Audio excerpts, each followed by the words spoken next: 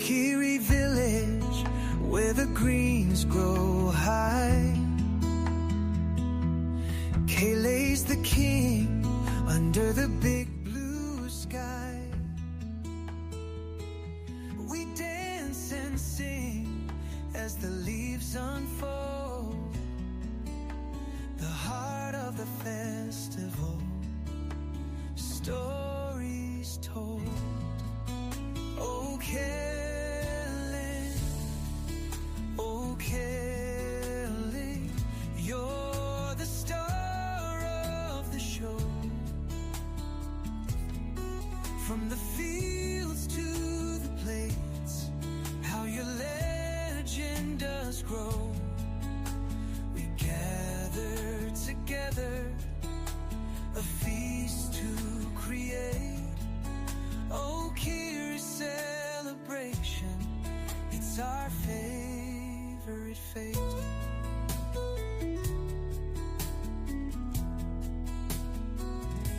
The grandma stirred pots with secret spice. The kids weave garlands, oh, it smells so nice. The drums beat louder as the sun dips low. The Kale Festival's magic starts to glow. Oh, Kelly, oh, Kelly, you're the star of the show. From the fields to the plates, how your legend does grow. We gather together, a feast to create. Oh, Kiri's celebration, it's our favorite fate. A toast to the farmers with hands in the soil, to the sweat and the love in their daily toil.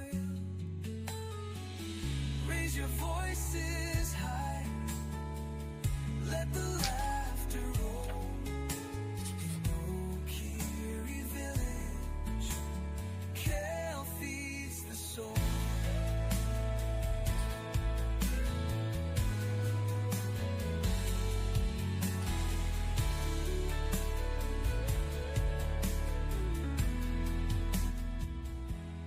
Lanterns light up as the night takes hold. Alrighty. It is time as we come into our second episode here of our Obojima campaign. About the fun. Kiri's Kale Festival, pure delight. Pure delight indeed. So,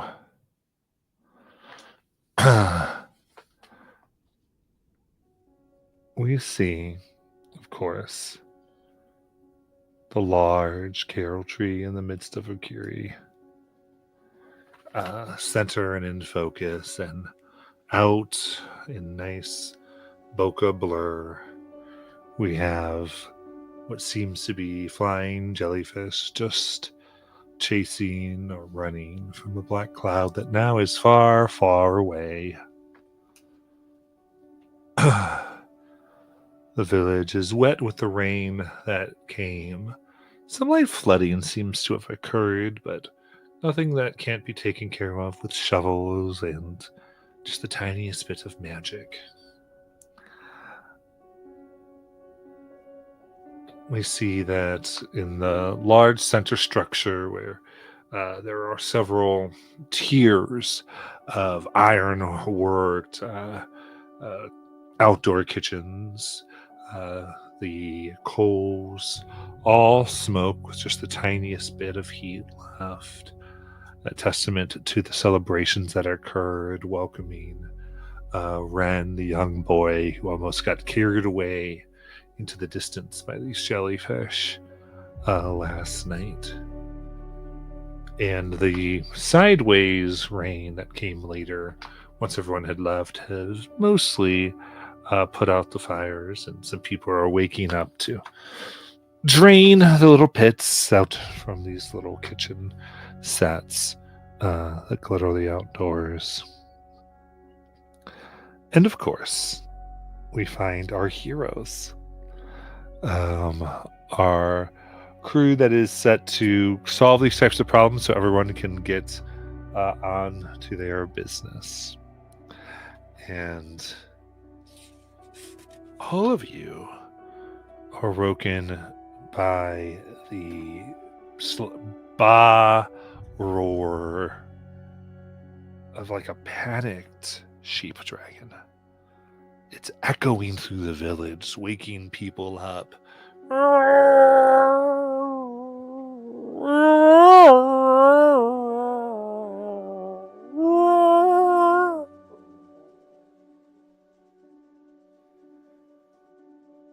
As you each wake up, where do you find yourselves? Who are you near? And describe how you wake up and what this all looks like to you, please.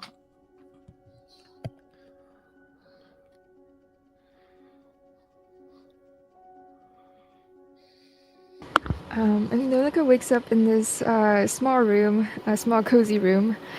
She crawls out of bed, gets ready really hurriedly because she can't tell whether this is the sheep dragon we know, whether this is Bunta or not. So she kind of like crawls out of the window and flaps her wings and tries to find the source of this noise and see if Imaru is around. Okay.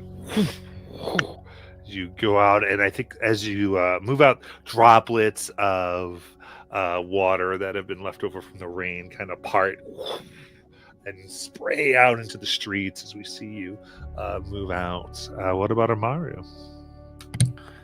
Amaru, after filling our faces full of bunta with the pie of kale, we somehow made our ways on top of one of the merchant stands or the place that Nonika was staying out of. We're on like the roof. And she literally rolls off as you come rushing out because of the water finally catching up. And slides right down and lands right on front of you on the ground. Goes, what happened? I heard weird noises. Look, is Bunta up there?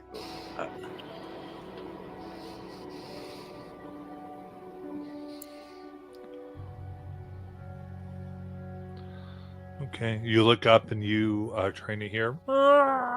You look, and Bunta's near you, and kind of swirls around as if to say, "I don't sound like that crazy person." That's not Bunta. Oh God. We should check. Where's Clover? I'm right here.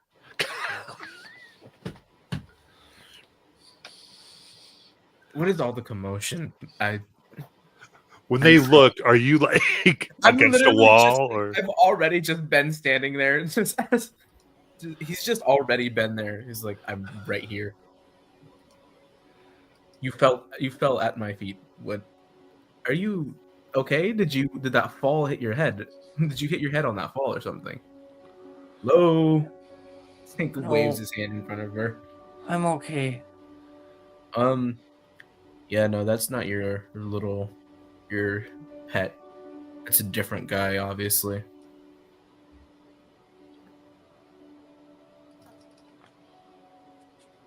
Well, should we go check it out? Obviously, somebody's in trouble. Clearly.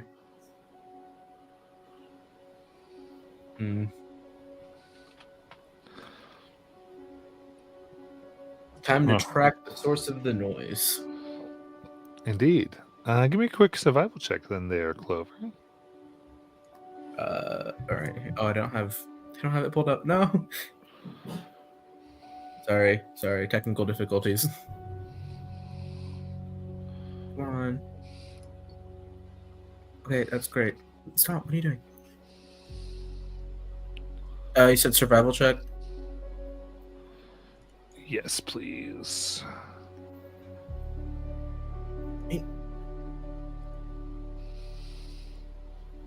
Eight, and that is a 16. Perfect. Okay. So you kind of, it's echoing a little bit, and you realize it's coming from Neil the Kale tree as you run. People are still kind of waking up and not fully understanding what's happening yet. And you see it now. This sheep dragon.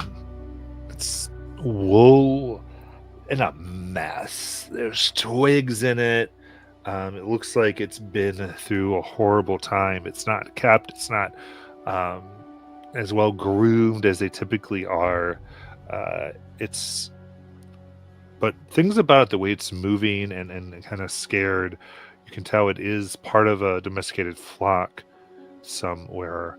But it is now, as you approach crying, it's worked itself in from this loneliness and fear into anxiety and panic as it looks around and begins zooming around. You see the booth where you had helped get like you would talk to the person who had the bits of glass and everything that was able to maintain things. And bits of it fall off and are pulled with it, almost like covers and pieces of metal are pulled into the windstream of it as it moves incredibly quickly. And now it flies around, and it's not like trying to destroy, but it is panicked, doesn't fully know where it is, doesn't recognize any of you. It's a poor, terrified creature. However, there's been days, weeks of work that it is possibly going to undo, and tomorrow the festival opens. So, in this scenario, because every second is going to count right now, I need you all to roll me initiative. Oh.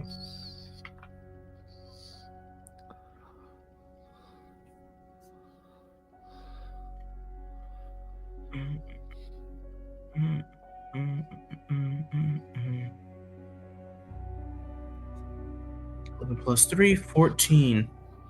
Nice. Perfect.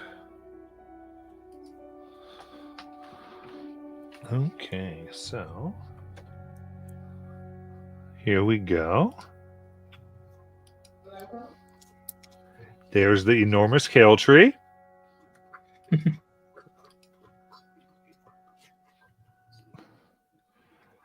Our department insisted to be put nice and together. See some of the stands and our current sheep dragon. I'm sure we'll be getting our figures here in a little bit.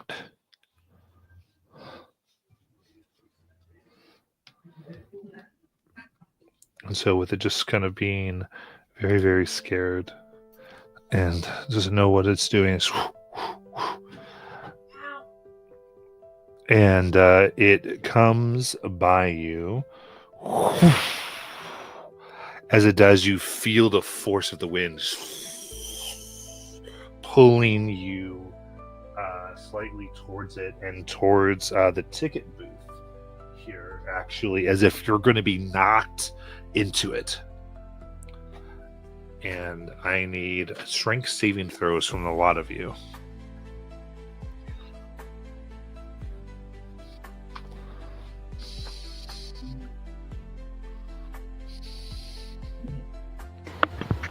$17, but -4.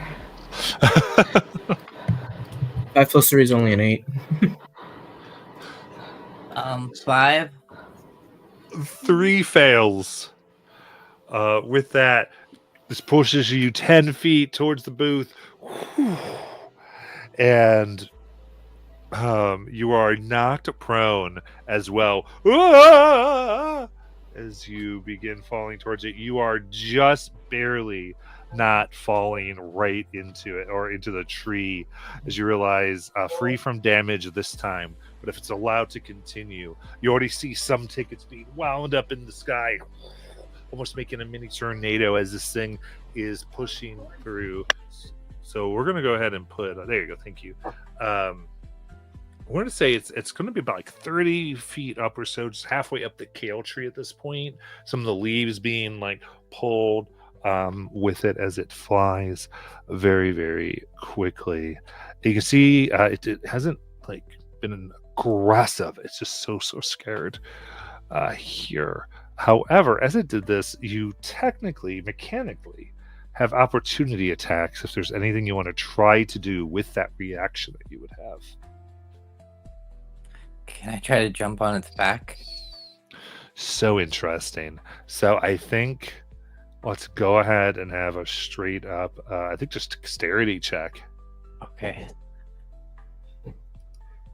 That's a 19. Okay, I'm making it resisted. It got a 20. Ah!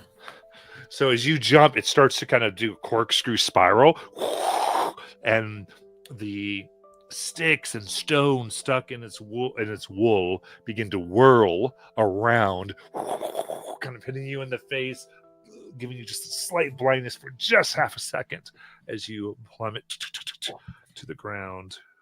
Who else? Because the other two can have the app as well. I don't know if I have anything that'll help in this situation. I don't want to hurt it. I don't want to hurt the thing. Mm-hmm.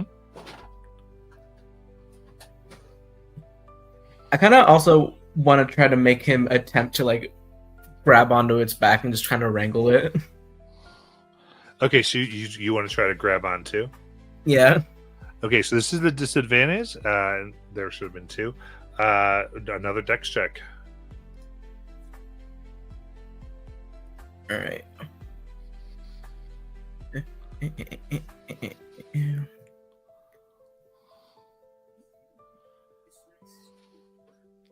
Well, either way, it would have sucked. I only got a 7.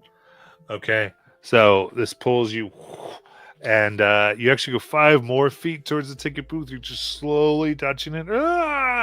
As the horns and the head just kind of slightly butt you. It's hard. It hits your chest. You're really glad it wasn't a direct hit. Anything for Nanaka? Or Nanaka, rather. Not right now. She's thinking about what to do, but she doesn't want to grab on because it's impossible for her. Perfect. Then we'll go for an initiative to Clover. Oh. All right. I'm beginning to wonder. Can he like? I kind of want to like. What can I do? Oh, I think he still has like the rope kind of that that he took off of Akito's back from yesterday's little excursion. Mhm. So he's gonna lasso. He's gonna makeshift a lasso. Absolutely. I think that's easy enough. You are very well trained. So you, and you're going to try to, yeah. Go ahead and give me unarmed strike with dexterity. An unarmed strength. Yeah. Yeah. So just a dex. Wait. Okay. Can you repeat that? So unarmed strike using your dexterity. Gotcha.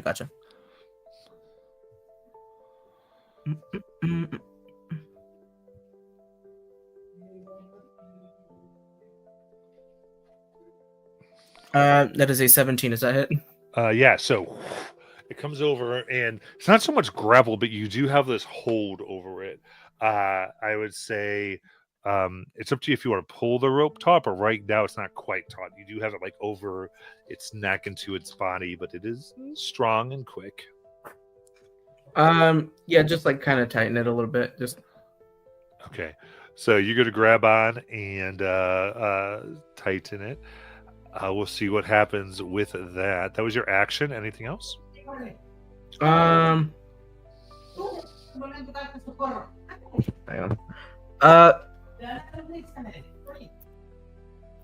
Yeah, actually no. That's just, I think I don't know if I have anything else I can do. Yeah, I'll just end my turn. You got it. And then we'll go over to Amaru. Amaru would like to stand up from being prone. And then with the rest of my movement, that's 5, 10, 15. I'll make my way to the bottom of the tree. And then I would like to try to use my action or acrobatics to action dash up the tree and try to climb up there by doing some parkour jumping, swinging off branches.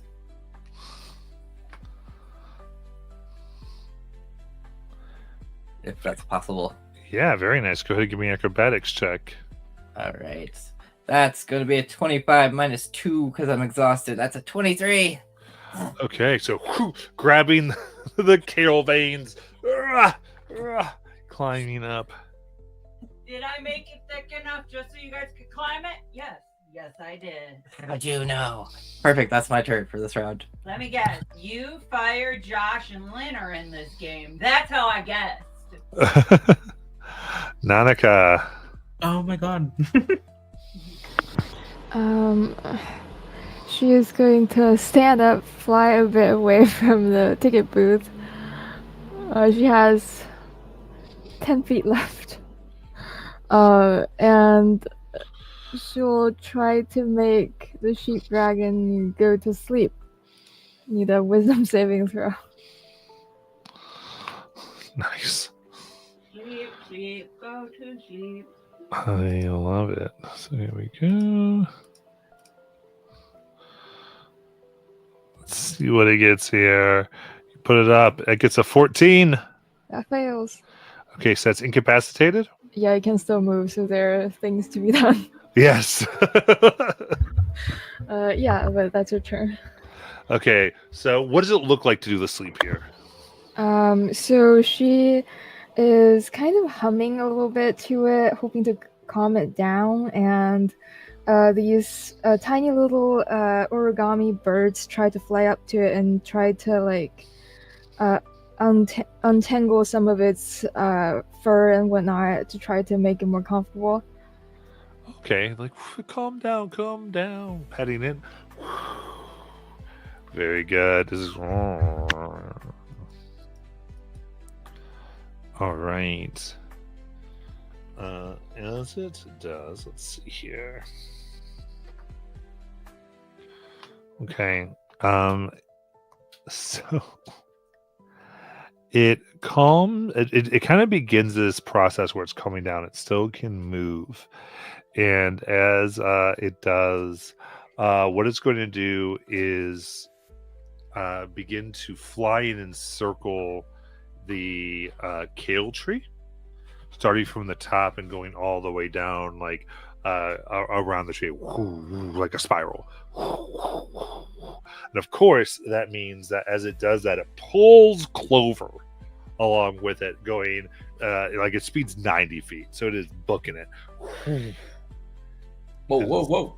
And so I'm going to need, this is a series of 3 dexterity saving throws to not let your body be drug into things. So first, it's going to be the kale tree. Second, it's going to be the house right behind there.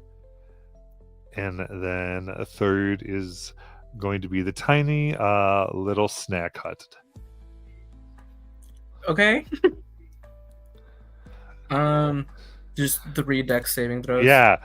The trees, the kale tree is the easiest. You just need a 13. Okay. The kale tree, 14. Oh, I Okay. do have 2 levels of exhaustion. So it's a 10. So Yeah. kale kind of comes down your throat. You kind of cough a second. As so the kale is ripped up and I'm not destroying this beautiful tree. I just made it. he's pushed about, as well as some of the lions that are there are messed up. And now you're going towards this little window where it's small and Nakadama. Are there these frog folk, and they're just sort of opening up the little round windows to look out as they see this large edgelord elf coming, going towards their windows. Give me another deck save. This is 15. Stay down. Oh no, that's worse. 2 levels of exhaustion. That would be only a 3. Okay, as your foot hits the chest of this poor Nakadama. Oh, why would you do such a thing? I'm sorry. As they go, you hear crashes of glass. As then you see all the snacks that are prepared for the people working in order to set up the festival today, all neatly laid out of this little hut. This is a 17 deck save. Please, please. I need this. No! That wasn't that one! That only brings me down to a 2. I think it's at the end of their turn. They get to make another wisdom save. Yeah. And that is a 7. And so you are thrown into all the snacks, ruined, pushed out before it kind of goes. And then settles upon the ground. It begins snoring. Meanwhile, this one goes boom, boom, boom. Very loudly. And let's see here. We're gonna roll for some bludgeoning, I think, for poor. Oh my gosh.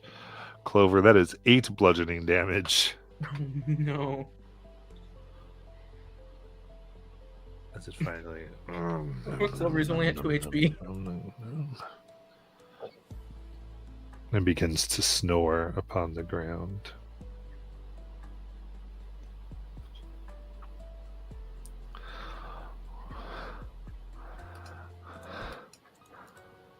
What would you like to do?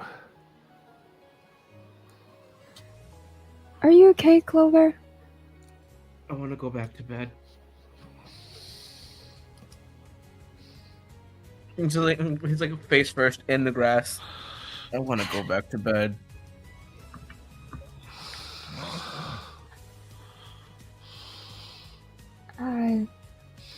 Yeah, I think before that they seem really mad about the whole thing. And Noga's looking at Noga's looking at all the knocked over stuff, everything. I don't know if there are people there. Oh, people are now coming out going, "What happened? Oh no. Like a half day's worth of damage." The only thing they see is just Clover face first on the grass, right next to the sleeping sheep dragon. You've got like snacks on you here. They go, "If you wanted some, we would have given it to you, Clover." I didn't want any. Are you trying to say our snacks aren't good enough for you, Clover? And people wonder why I'm like this.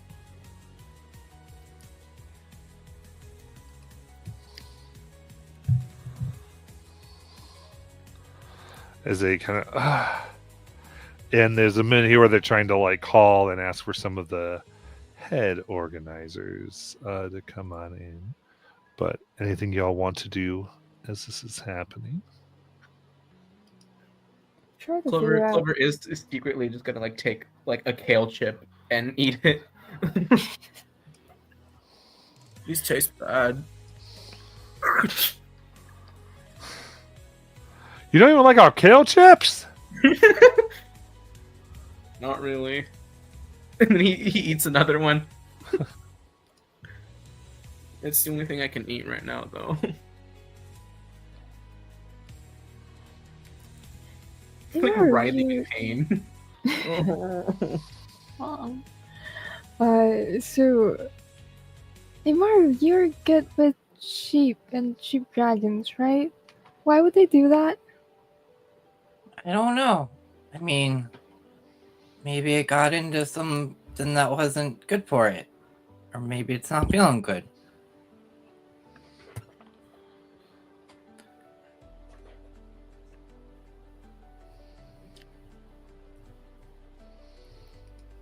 Maybe you can talk to it after it wakes up? I can talk to it, but I mean, I don't think it's gonna talk back. Bunta doesn't talk back. Not yet, at least. He mostly just like makes noises. But maybe we can figure out if it like got into some pasture or something, or got somewhere and see. You were really cool out there, Nonika, with your magic again. That was really cool. Like, you made it fall asleep. It's pretty much the only thing I can do, make people fall asleep. But Why it is it that every works. time I try to do something cool, I turn into embarrassment? But you were cool. Not everyone gets to destroy the snack stand. I didn't want to do that. That was not my intention. But it's cool.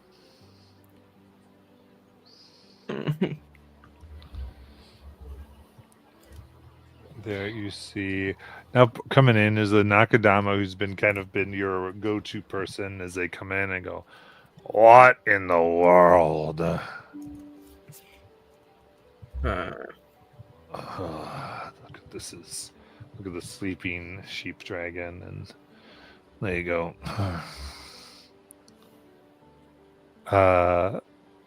Whoever would like to, you can go ahead. This could be persuasion check for looking pitiful if you want. can I roll with advantage? Because look at him. Yeah. By the way, you all did get a long rest over the night. Oh, That's good to know.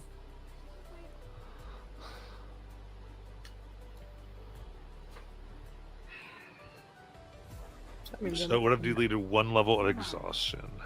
yeah.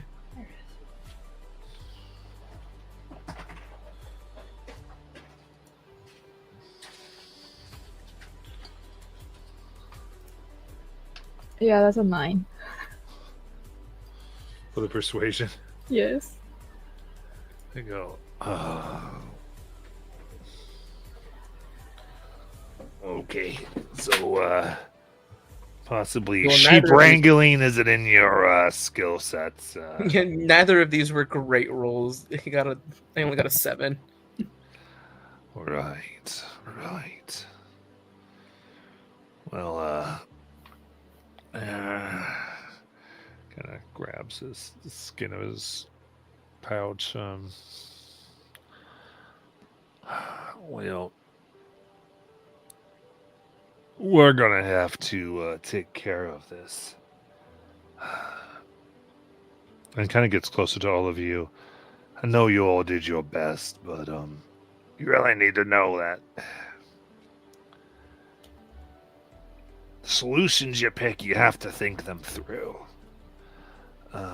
It is very possible to try to do the exact right thing, but end up causing more damage than you need to. And you definitely caused a lot more damage. And then looks at all the snacks and the kind of cracked door and the carol leaves, the sacred carol tree ripped. A whole lot more damage. Sorry.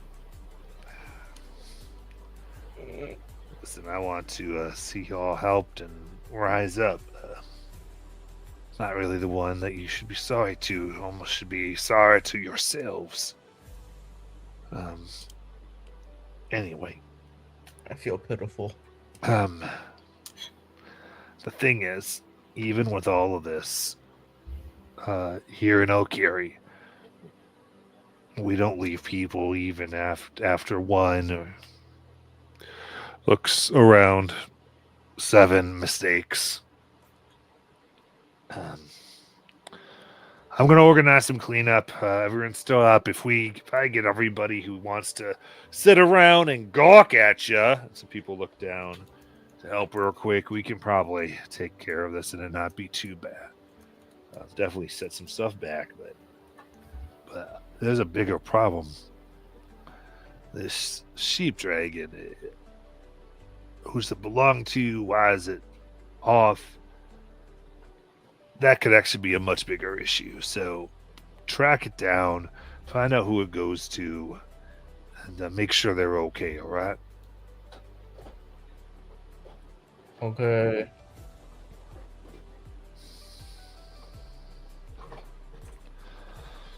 All right, and whatever you need to do, just make sure this is okay.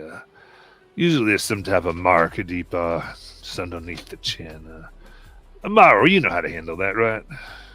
Yeah, I can do it, boss. Come here, guy. She like runs over to sleeping. Is it still sleeping? I mean, it was asleep for a minute. Just sort of waking up. She jumps on it like she normally does one time and goes, "Hey, hold on!" And starts giving it like the chin rubs and everything to get it to like lift up its neck. Can you untie the rope? I'll give you animal handling with advantage because this is your bag. My thing. Animal handling advantage. Let's go. That's a 14. 14. And it kind of starts to get word again, and then it kind of starts coming down to more of like, gets those shins and starts to really nuzzle into your chest. Before you know it, it's kind of wrapped around you, Velcroing to your body. As you get to hear the snort from Buddha. Bunta! Just calm down. It'll be a minute. And they kind of headbutt your butt. And she tries to look to see if there's a marking. Yeah, absolutely. You look, and there's this. Looks like a tattoo put on there of blue and red slingshots that kind of cross each other. A mark that you know of the Torelli brothers, a Thimentorio, who you remember seeing yesterday when you were just first heading out to put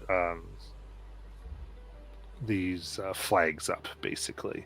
They had talked to you briefly and kind of waved as they were going out to the grazing fields. Oh, guys. The Torelli brothers. Man, those two are slacking again. We could get them in trouble. No, we should bring them back. You do That both. would be the right thing to do. We could do both. He's now finally getting up off the floor. He's like sitting up barely. Yeah, probably. Let's go. He like unlassos, like undoes like his little rope. Let's go. Come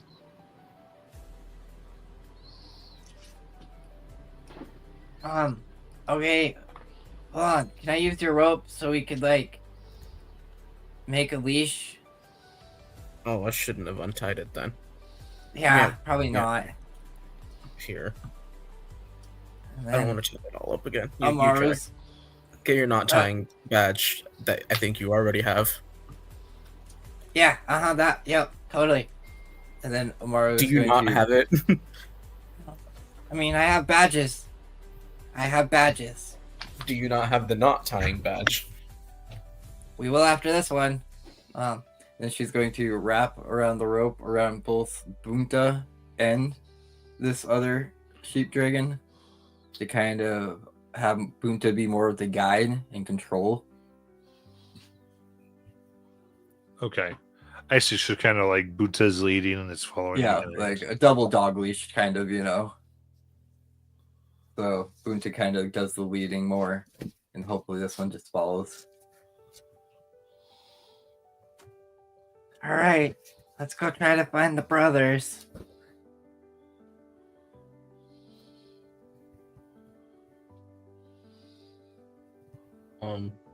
Where did they live again? Oh, that way. We saw them in the market yesterday, so Should we just look around?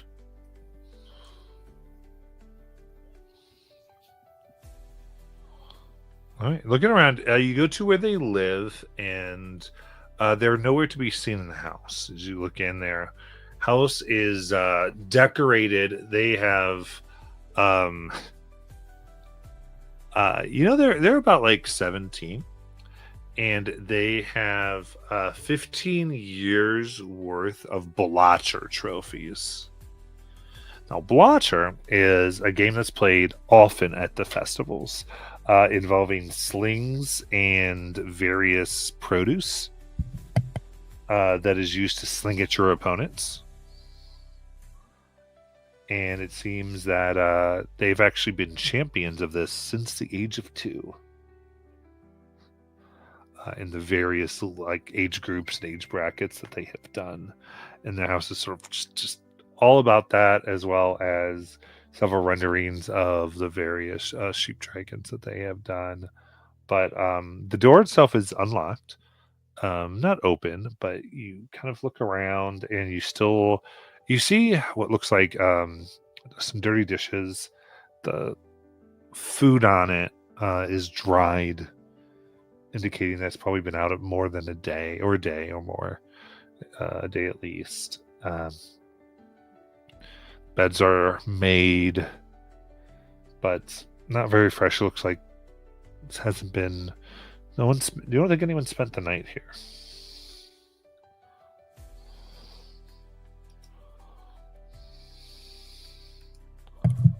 This is weird. Normally the brothers would be home. Unless they went wandering off looking for this guy.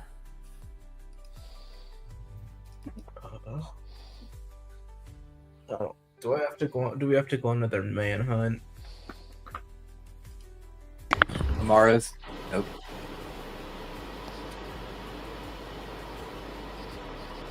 Should we go look where they usually have their sheep? That would be totally a great idea. And Mara's totally like eyeing the trophies. Keep your hands to yourself. No, I just hope one day I could always like find a partner and beat the brothers and win one of those trophies. That would be really cool. I feel That like would you be two cool. would be great at those. She turns bright-eyed to Clover. You think we What? could partner up? I can get some training in, I guess. We can try. All right. Sounds like we have a competition ahead of us if we find them.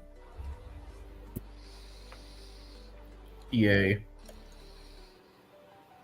It's like the most unenthusiastic yet somehow enthusiastic yay you've heard from Clover in like the past couple days. Yay. He seems excited, Nonika, but I'm not sure. I can never tell with his demeanor. That's This is my excited face, can't you tell? That's the And most. it's the exact same face he usually makes. But Imaru, that is the most enthusiastic I've ever heard Clover be. You see, she gets it. I'm so glad you guys are my friends.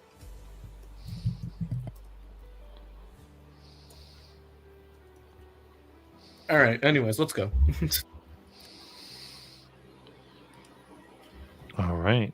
So we're heading out to the grazing fields, where generally that's where such things tend to be. Anything before you head out?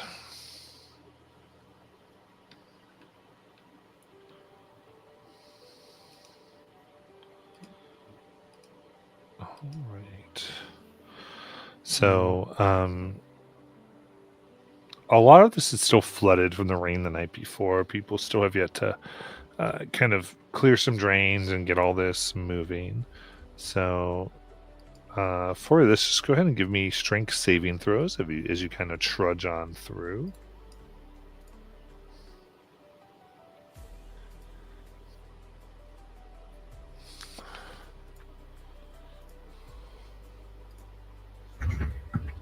Uh, 10. Dirty 20. 4. I'm a halfling. I can't roll a 1. I roll a 2. Ah.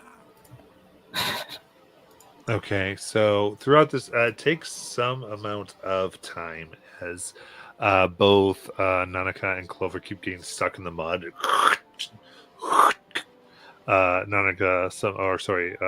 Maru sometimes up to their waist, and Bunta tries to help and gets all muddy in of themselves as it becomes an outright mess. And do this, Nanaka and Maru, you will have disadvantage on strength checks and saving throws till you complete some type of rest. Do you guys need me to carry you? No. No, We're fine, we're just short. it's muddy. And the mud's very sticky and dries fast. Yeah, that's usually how mud works tomorrow. And you know, I don't like it. It doesn't help with these two. Look at them. They're just, both the sheep dragons are probably just covered in mud. Absolutely. Oh, Ah.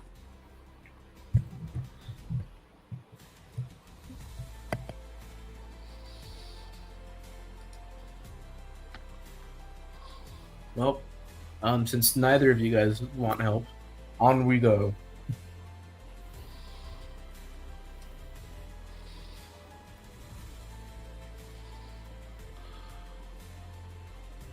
all right. You continue through, and you come to the fields. They are unusually empty. You can see way in some distances there's a few other sheep dragons that just seem to be by themselves, scattered, but not the herds that you're used to seeing. Something doesn't seem quite right, and you can see staffs, and you even recognize the flute of Thrym, one of the brothers, wooden and hand carved, that is just sort of left on its own.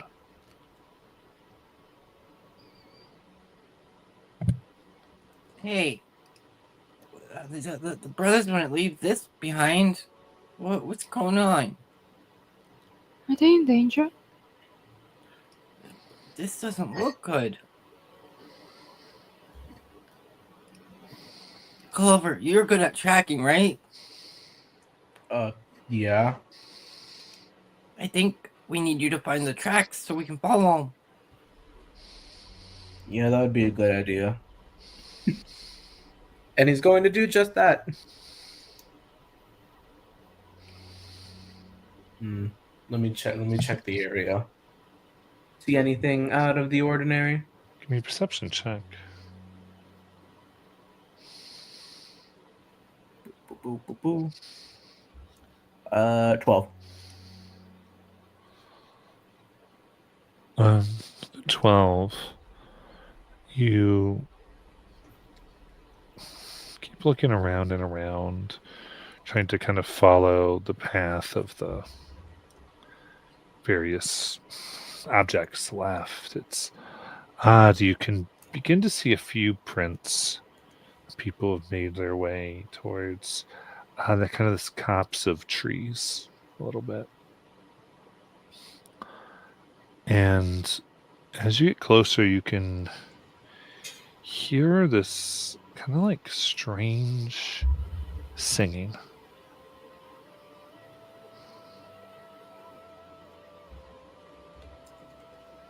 Accompanied by almost snoring.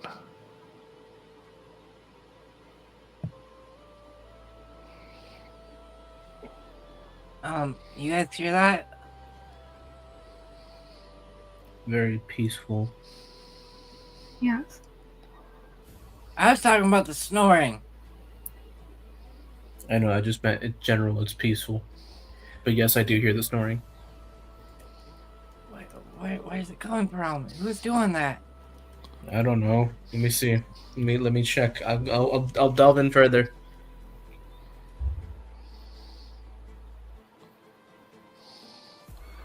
Okay, are you going by yourself? Oh yeah. Do any of you guys want to come with? I feel like this might be best as a group thing. I don't think I should leave you behind, is what I'm trying to insinuate. When You guys Clover, are coming. That's what I'm saying. Come on. when Clover says it's best to be in a group, it's best to be in a group. he went from do you guys want to come? Actually, no way. I can't leave you guys alone. You're coming. Perfect. As you all begin making your way into this area, and it's kind of like fog wreathed at this point. Maybe still in the early morning from the rain, the smell of petrichor in the air. Go ahead and give me stealth checks, please. Ooh.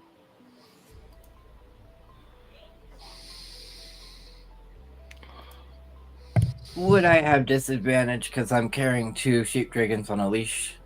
Yeah. Yeah. 13. 13. Oh, very good.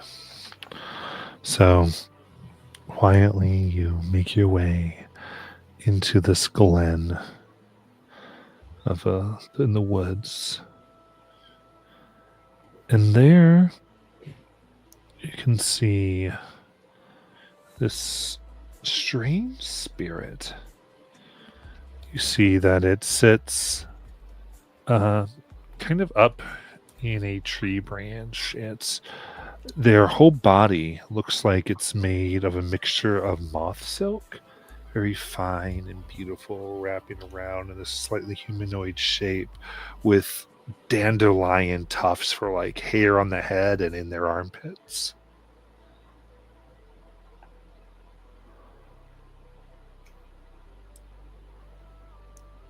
And they kind of are making this song, and they look down, and you can see there's a few shepherds, but you specifically see the brothers here that are all kind of nestled and curled into these mushrooms that almost look like they've been indented just for comfort. They have these smiles on their faces as they snore, as if thoroughly enjoying themselves.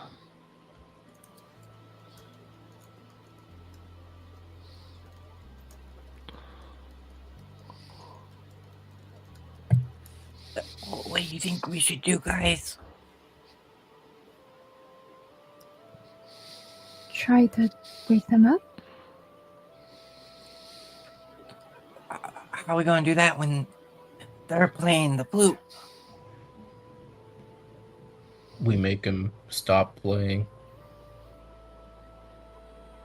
Again, how are you going to do that? You're light on your feet, aren't you?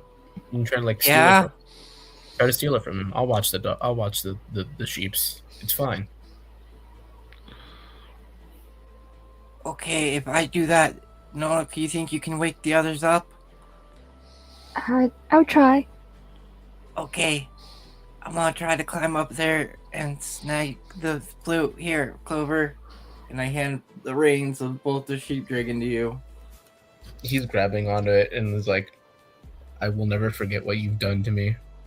To the sheep dragon that literally threw him across the village, or dragged him across. Never forget what you've done to me. You're pretty cool. Pets him.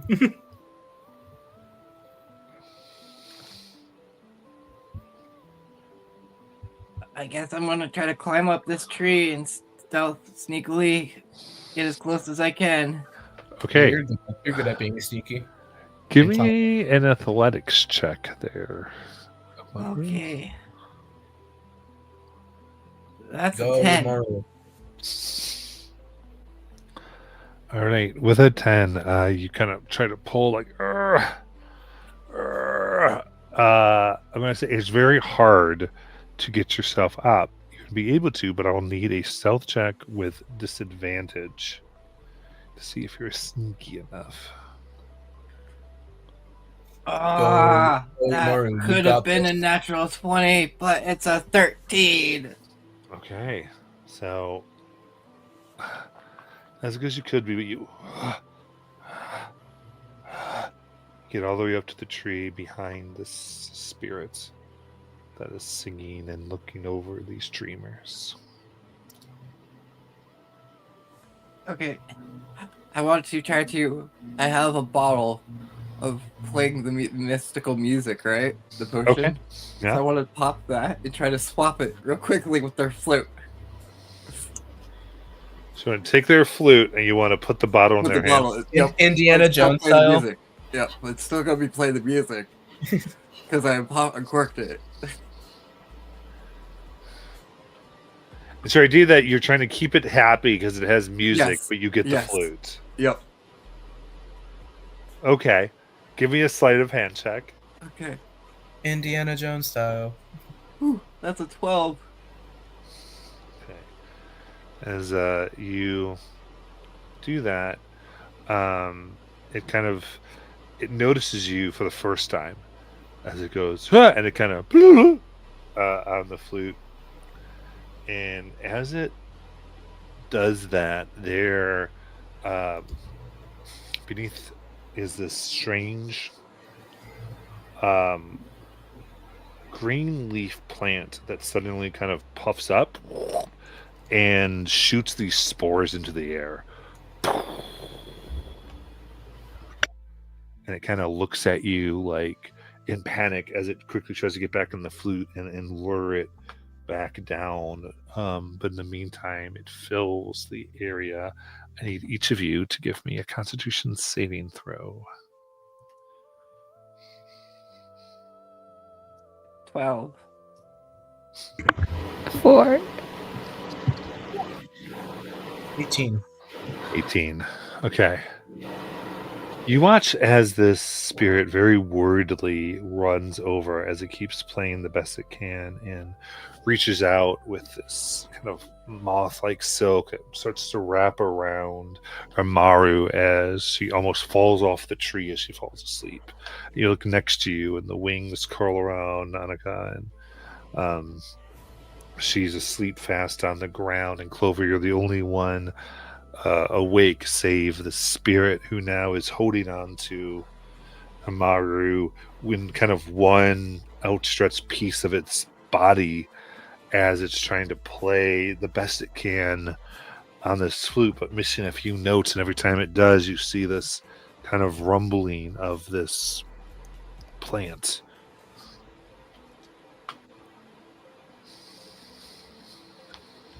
Oh no. Can you just like throw her into my arms real quick, please? I really would rather not have my friend get hurt. You say in common. Yeah. You kind of say, and it kind of looks at you. It's got almost like what looks like hundreds of stems that are shaped roughly like eyes that look down at you. And it keeps playing and almost looks confused, like you can't understand what you're saying. Oh no. Good thing I speak the spirit language, huh? Unfortunately, you're kind of you can't really do that. Sleep. He just kind of like does like a weird motion that's like he pretends to like throw her off, like miming throwing someone off of a cliff, and then like grabbing motion. Okay. Please let me catch my friend. Give me persuasion with disadvantage. See if you can communicate correctly what it is this creature thinks you're doing. This is gonna go great. I can already tell. Yeah, that did not bode well. That's a 3. 3.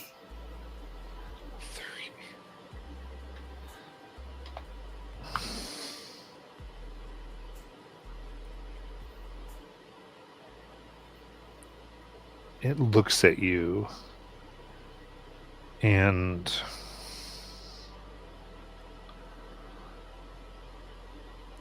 red blossoms begin to sprout from behind the sprouts, giving this baleful red gaze. As it suddenly occurs to you, it thinks you just tried to ask her to kill your friend. No, no, no, And it seems furious. And no. it kind of changes the note, and you see an older shepherd here, kind of a retired adventurer, kind of suddenly stir in their dreams as kind of from their temples begins forming this like black liquid. It's gaseous and slithers across, taking the sudden shape of this black snake with smoky, shadowy eyes. And you recognize this as like a creature of corruption, as if they summoned this out of the nightmares of the shepherd to protect this poor innocent girl you want to murder. No. What would you like to do, Clover? No. He's like, he's obviously very panicked. He's like, no, like doing like an X motion. No, stop. No, don't do that. Don't do that. He's not even sure what to do himself actually at this point. He's gonna try to like turns around to the sheepdogs and he's like to the sheep dragons, stay. I'm gonna go get her. Okay. So it's up to you. He's actually trying to do another persuasion, trying to go, no, that's not what I meant. Yeah, he's gonna try to do that. Okay. And if that fails, then he's gonna like go get her because. You got it. So, in that case, give me another persuasion check with disadvantage, please. Please, dice gods, please, no. Yeah, that's already a. I already went the lowest I could go. That's a 1. It would have been basically a -1. Okay. Go ahead, roll initiative. And No. might as well get everybody in case they decide to wake any of you up. Okay. What is with these rolls? Oh, this is 6. So -4 to 11. Oh, right. 1 level down. It'd be a 4 then. Amaro is 14. Yep. Num. Me and Gunther are just dreaming about more cake. All right. Right. So at the end of your turns being asleep, I'm going to allow a wisdom save, DC 13, to kind of come out of the sleep the best you can here. So Amaro, you actually would go first, so I need that wisdom save. Okay, 13 wisdom save. No, this kale pie is so delicious. That's a 5. Yum. The kill pie was not that good, Amaru. Wake up! She's dreaming about it. The kill pie was okay. Okay. This black snake then slithers and comes around you, Clover, and immediately tries to wrap you in its body. I need a strength save. Oh no. Please, I need my rolls to start being good all of a sudden. Nope. Never mind. That's a 4. Okay. You are grappled by this as you receive 9 bludgeoning damage. Oh. Oh, that's a lot.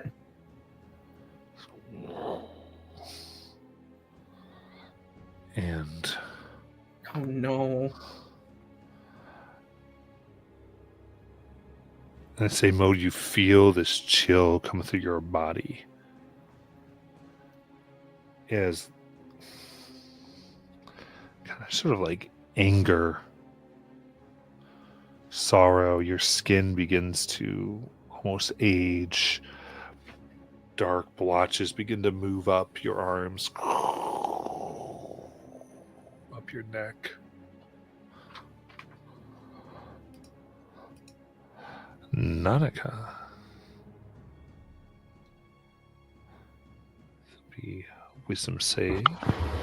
13. 13. It's exactly what you needed as you, at the end of your turn, see this horrible black snake of corruption engulfing Clover. You see, like, you know how when a cat is scared, all of its hairs stand up? It's like her wings are like that right now. Clover.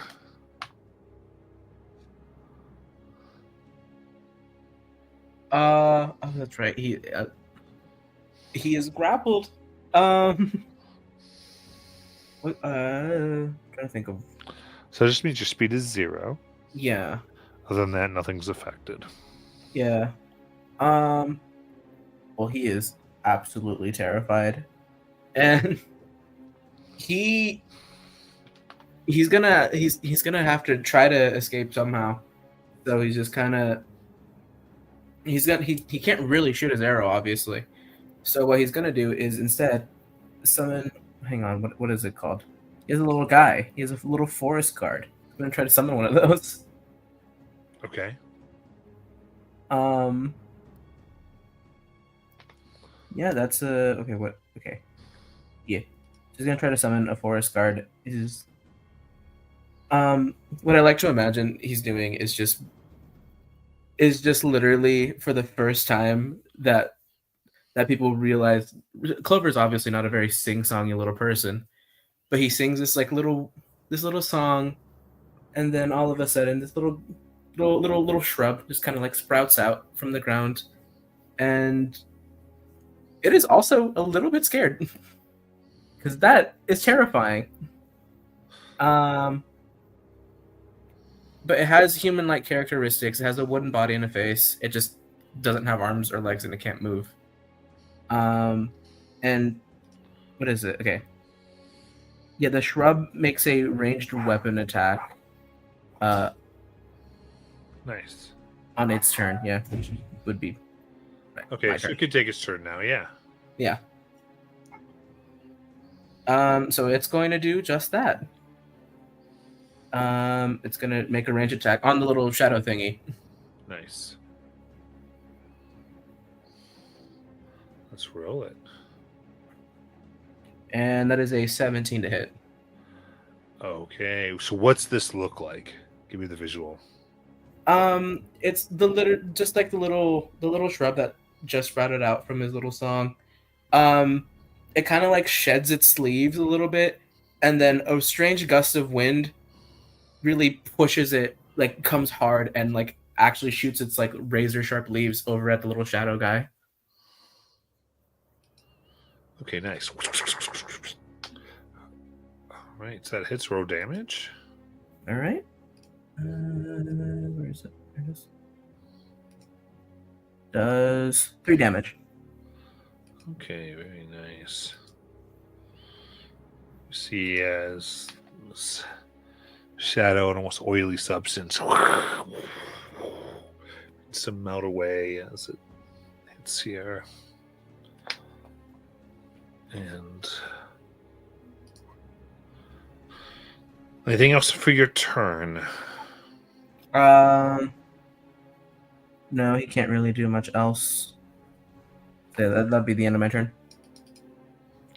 All right, Imaru. Your dreams. That is a 12. Bunta, come back here with my pie! No! And then you see her running in her sleep. That's my Clover turn. is almost down and out, which is really funny. The contrast. Yeah. This thing turns its head towards your little summoned shrubbery as it just lunges towards it. First opening its jaws for a 25 to hit it. Yeah, that would definitely hit it. For 9 piercing damage. I'm trying to see what it. All right. What HP does it have? I'm trying to figure it out. I can't find it. Is a spell or just a class feature you used? So this is a spell, Matt, and I'm reading it too. It doesn't show HP for it. It just is like he creates this little shrub that, like, whenever you start your turn within 10 feet of it, it does an attack of 1d4, and then it can do a bonus attack of 1d4. So it's not Okay. like an actual creature. Okay, fair enough. Yeah, It's weird. it kind of does that, realizing it can't seem to do anything. It's some strange magic, and then it will immediately come back next to you. Actually, it still had you because you were constricted, so it pulled you over there as it struck, and now you're over with it, and it spent its turn trying to take care of the strange thing. And then with this, Nanika. Does she get the sense that this is something like? Can she try to wake Imaru up physically, or is this more like? Give me an Arcana check. 13. 13. Okay. You kind of are looking and you see this, and your eyes also follow this creature. Its oily body leaves a residue that seems to go to this shepherd over in a corner that's linked to their temples. Like it's emanating from them. And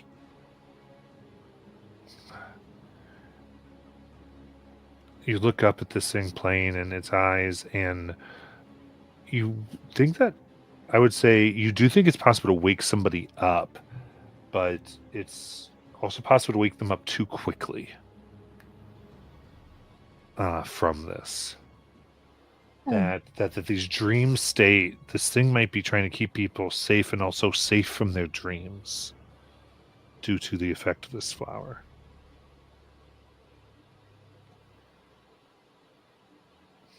So it would have to be done carefully to not possibly cause a dream being to emerge. I see. Was that the action?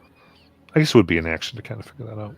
Okay, she'll kind of yell that out to Clover in case he tries to do something too quickly.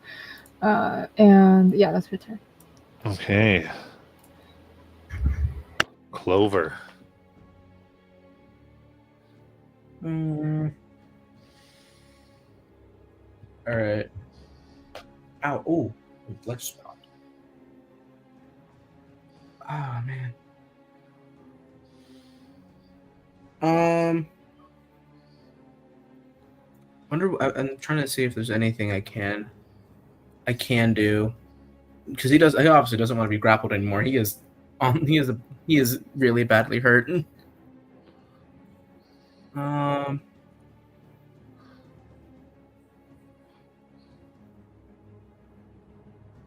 So, wow, okay. There's not much he can do, but what he is gonna do is if I don't know how free his hands are, but like he would try to grab his like one of his arrows that's in his quiver and just kind of straight up try to take a stab at it. That's because it's grappling onto him. Okay, so you do improvised weapon. Yes.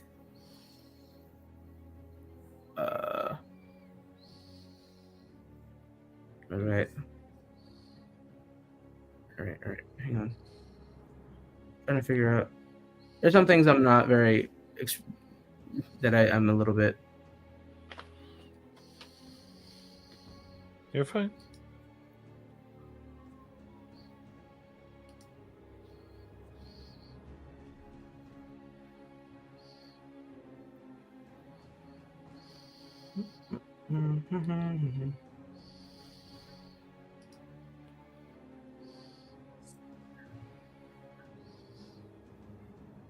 Hang on.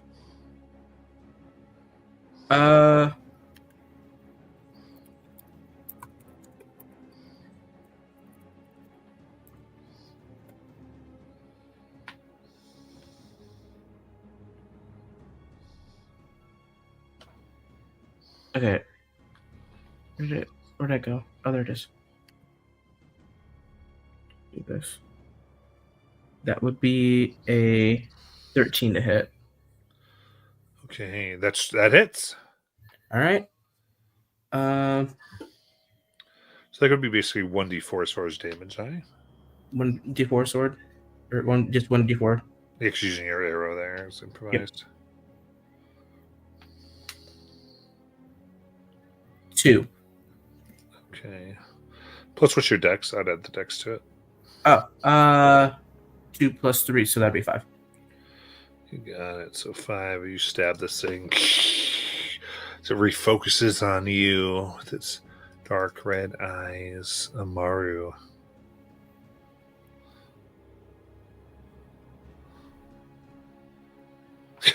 It was there. It rolled off the 14. That's a 7. Oh. Okay. Can I try my heroic inspiration to reroll that? Sure. Okay. Nope. The dice are telling me I'm asleep. Indeed. Oh, you keep sleeping as this thing now opens and begins to strike for your head. Clover, that is a 13 to hit. My AC is 13. Okay. That's So that is going to be a total of 11 damage. Is that bringing you to 0? Clover is down. Okay. So it comes in and it takes its teeth and like opens up your jaw and begins to slither inside your mouth. So your body kind of jerks a little bit. And the damage there causes you to pass out, and we'll go to 0 HP. You fall.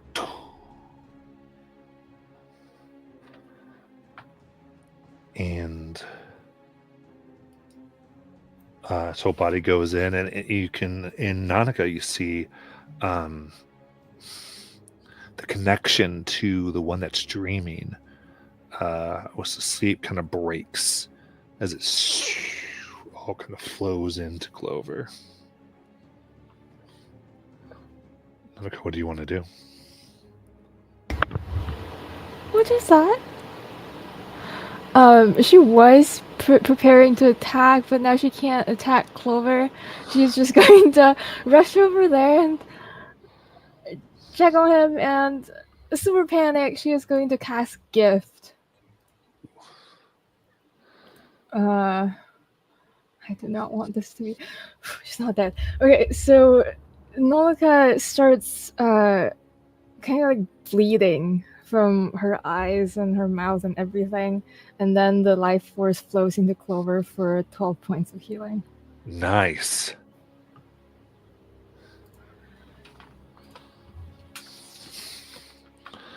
See Clover like opens their eyes, and they're just oily black inside for a moment before it, almost like when the light hits it, it retreats and slithers behind their eyelids.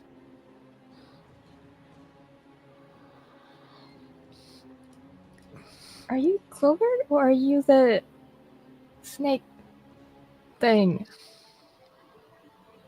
There is going to be no response from Clover. Instead, he's just going to grab onto her shoulders and hug her tightly. That doesn't answer the question. That's what it did to you.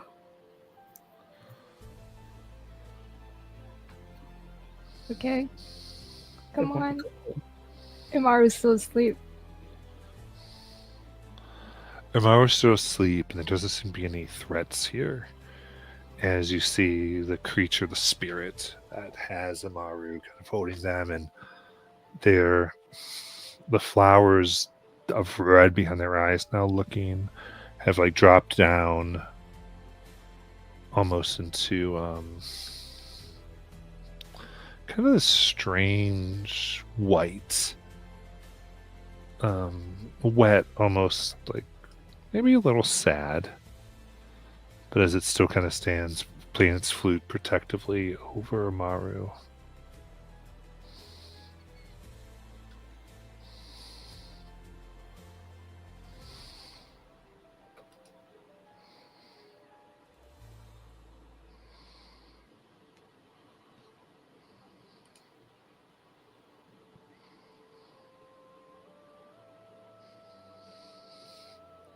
What do y'all want to do?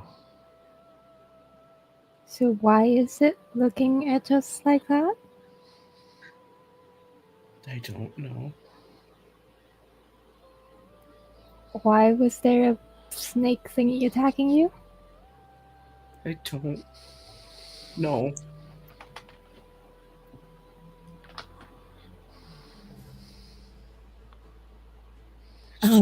Grew back. Yeah, we probably should get you checked out. You should say Maru first. Yeah, yes. Naga's going to carefully start to like approach a little bit towards the spirit. Okay. And let's do.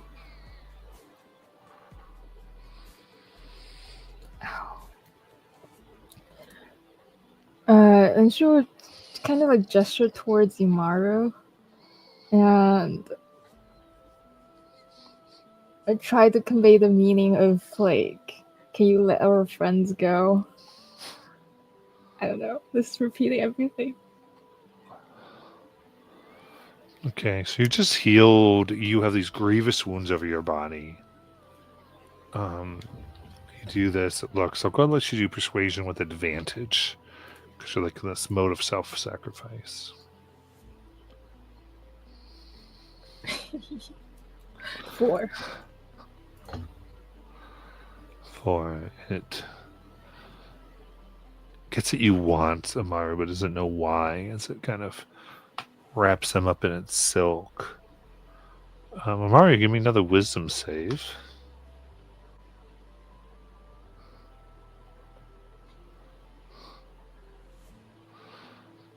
It's like 18? I can't hear you if you're talking, Josh. Oh, she just stretches. That was really good sleep. Ah. And then like opens her eyes and goes, "Hey, my name's Amaru in Torum." Okay. It looks at you. You are gifted. You have come out of the deep sleep of the dreamers. It kind of bows its head. It's pleased to meet you, Blessed One. Thanks. That was really nice of you to allow me that nap. Are my friends okay? She looks down, sees them both Friends. bloodied and beaten. Sees Clover those like two. teary-eyed and Nonika bleeding. They were trying to take you. I thought they meant you harm. No, they were trying to help. They mean friends. Good. See those other people? We were here trying to find them to help take them home. Goes. They were attracted by the beckon bloom. What is the beckon bloom? Gestures towards the flowering thing. It spreads its spores wide, and its pollen attracts those to come and sleep. But their dreams can be dangerous, affect the area, so I've been guarding them in their dreams, so they do not hurt themselves. Thank you. You've done really well guarding them. Is it okay if I bring them back to the village now? With my friends? And then I'll say, you'll need to uproot the beckon bloom without having it harm you. If you go to sleep, I cannot help you. I will try to keep it. But if you jerk it too much, it may pull dreams from the dreamers to defend itself. Much like I did to defend you. Why, your friend is... I feel so awful. Tell them I am so sorry for what I've done to them. What'd you do to them? I summoned the worst dream any of these have ever seen. A horrible force near the coast lurks. They had seen it. I summoned what they saw there. And now I'm afraid it dwells in your friend. Which one? The one trying to be so edgy. Now he's edgier? Oh, God. Have I made the problem worse? It's okay. Thanks for everything. We'll uproot this guy and try to be very careful while we do it so we don't summon anything else to make him even more edgier. Triple edgy can just be too much.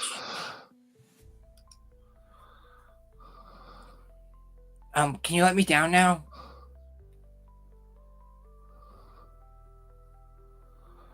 Yes. And it kind of makes this little silk rope ladder out of its wings. Mara does the fireman slide down it. And then retells the group exactly what they've learned. So guys, we have to get that thing out. It's this blossom thing. And we have to do it very carefully, or else it might summon more dreams out here to protect it. And then she turns to Clover. I don't know what you got going on that's gonna make you edgier, but you should have just let me talk to him before we did that whole thing, because it probably would have saved a lot of time. It knocked you unconscious. Because I tried to sneak up to it and steal its flute.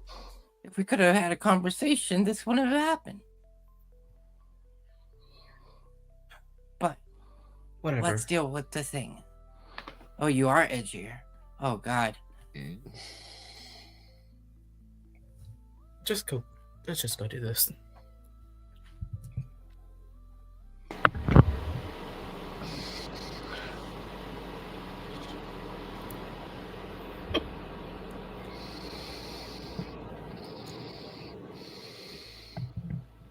Does anybody have any ideas to try to get this thing up very carefully?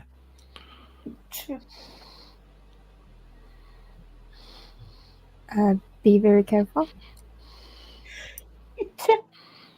What if you put your bubble around it again and we try to lift it up that way? Isn't it growing on stuff? Yeah. Yeah, I don't think I can cut it that way. Only we had like an axe or something. I have an umbrella and a boomerang. Do you think those would help? I mean, if I might be able to do with the boomerang if I got like the perfect. I don't think so. I mean, it does say slashing, but I don't think a boomerang slashes through that.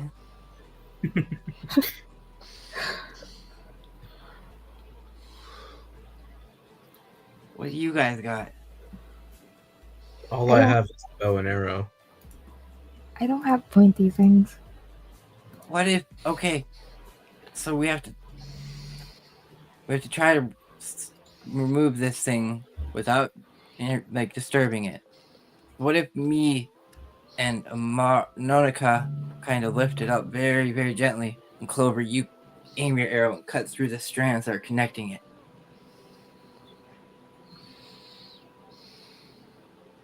That sounds great. I guess any attempt works. This is reminding me of the flag, but this time it's going to turn out fine, right? Exactly. We're giving him another chance at this. Now I'm not sure. Because the last time I did that, I almost hit Imaru. I believe in you. We believe in you. And ask your snake friend's help. What? Say what? Oh, you didn't see it. So there was this giant black snake thing. It crawled into Clover's mouth. That's what they were talking about. Yes. In your you guys, mouth? these guys physically see Clover like shudder, like out of genuine fear. Ugh. How did it get down there? Where is it now? Guys, please. Yeah, you're right. We should focus. I can explain in more excruciating detail later. Now, come on. Lift. Use your legs. You're tiny. Use your legs. It's about all you got. The snake has made Clover even meaner. I know, right? This is very edgy and mean. Okay, come on, Nonica. We got this. We'll use our strength as a team. Yes, we are very full of strength.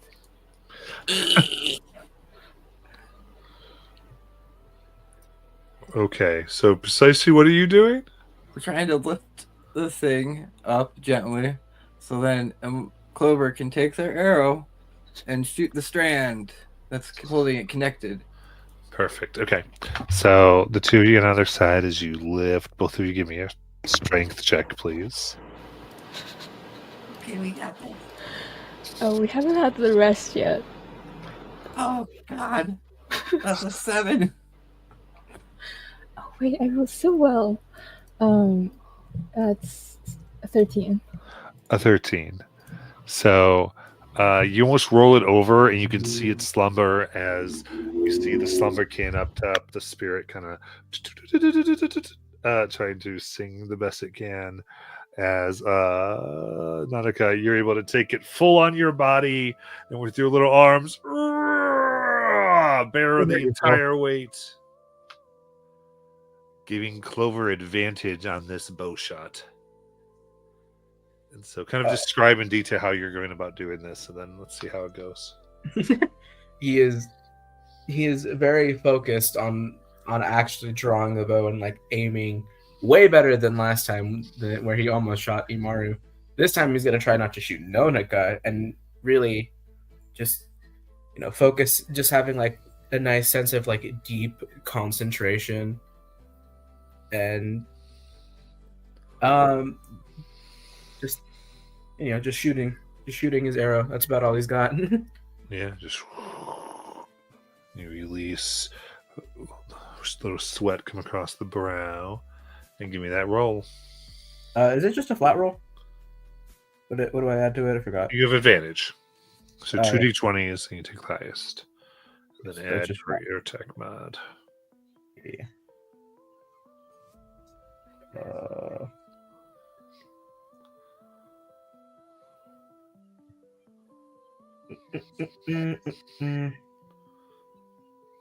No, why is my thing being done?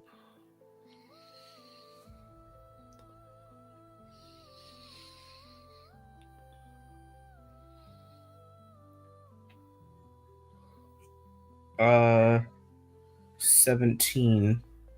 17. You let it loose. As it has these very thin roots, but strong connected. You can see their feelers are kind of going out, almost reaching for dreams. It starts to shudder as it feels itself almost being disconnected as the arrow flies clean and straight and through. Whoosh! It wiggles for a moment as the slumberkin plays, and the flower calms.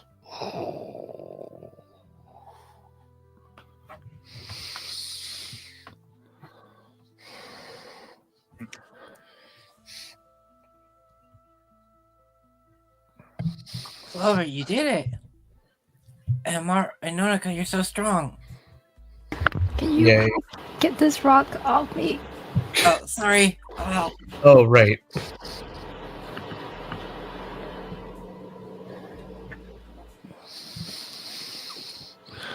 And as this happens, they kind of stretch here, and many of those who were asleep, including the brothers, kind of wake up like, what in the world? As you see the slumberkin kind of stretch themselves and give a little smile as they nod at you. Welcome to the land of the awake. Amaru does. They point to the little potion bottle that creates music up there, and goes, "You can have that. By the way, for helping out with in protecting these people, it provides a little music for yourself." Am I gonna die? I felt like I almost did earlier. I think I need to go to see the medic.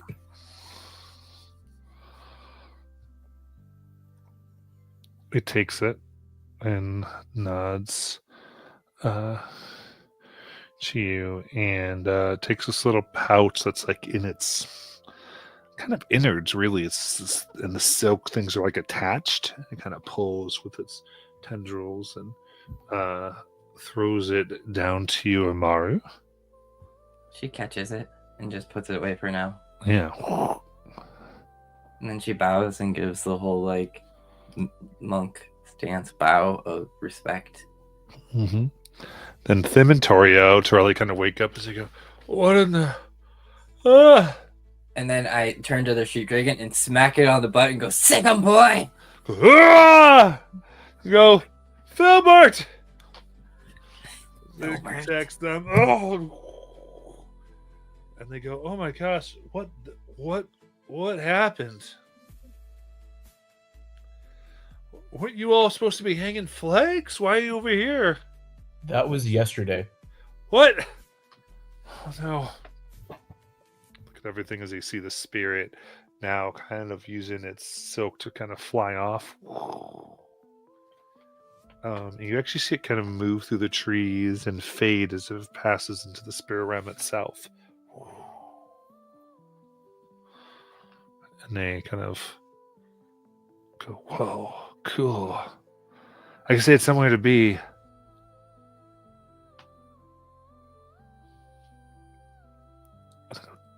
Did you guys wake us up? Yeah, you guys are in so much trouble, but these two saved you. I think it was actually mostly you two.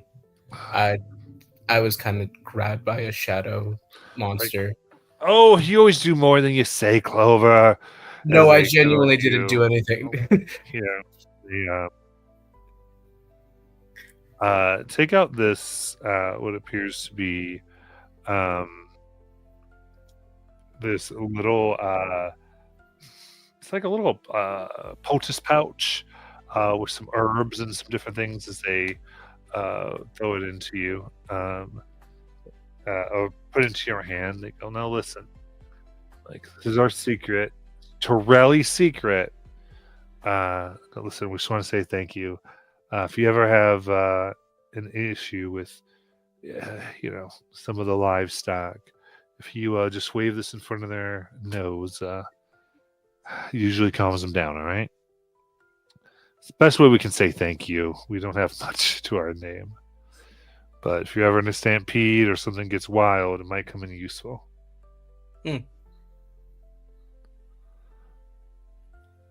You want to hold on to this, Amaru? You're the one who knows all about the sheep dragons. I think Nonika should hold on to it for now. All right. Here you go. Okay. Oh, Um, sorry, go ahead. You should probably head back to the village. I think people are actually starting to wonder where you are. Or they're gonna start wondering if they haven't already. Yeah, no, we should get back. Come on. Also, can you teach Imaru and Clover Blotcher? Yeah, sure. You want to learn some of the secrets? Yeah, so we can kick your butt and take your trophies. Yeah. Bad chance. Yeah, actually. So we can beat your butts. It almost sounds kind of mean when Clover says it. Not even like a joking mean way, but like Amaru did. How do you be enjoyably annoying? How do you do it? My bake's bright personality, not my bright hair. Do I need a haircut? And they thank you, and they're just like having fun. They're like, "All right, come on, we all have." No, seriously, everyone, and then people kind of go, "Thank you, we have work to do." Oh my goodness, what? And they look out like the fields are flooded. Come on, we got to clear the drains. As everyone realizes they have chores they're supposed to be doing, and you've rescued a good amount of the workforce that was much needed to clean up some stuff. So you kind of feel fairly good about yourself. I fixed the mess I caused. What a great day. Clover has been cracking a little bit more jokes, and it's weird.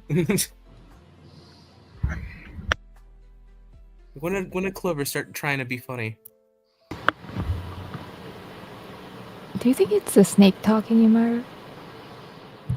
You keep saying there's a snake inside of them. Hey, Clover, What? open up. Maru's gonna like climb on you and then peer inside your mouth real quick.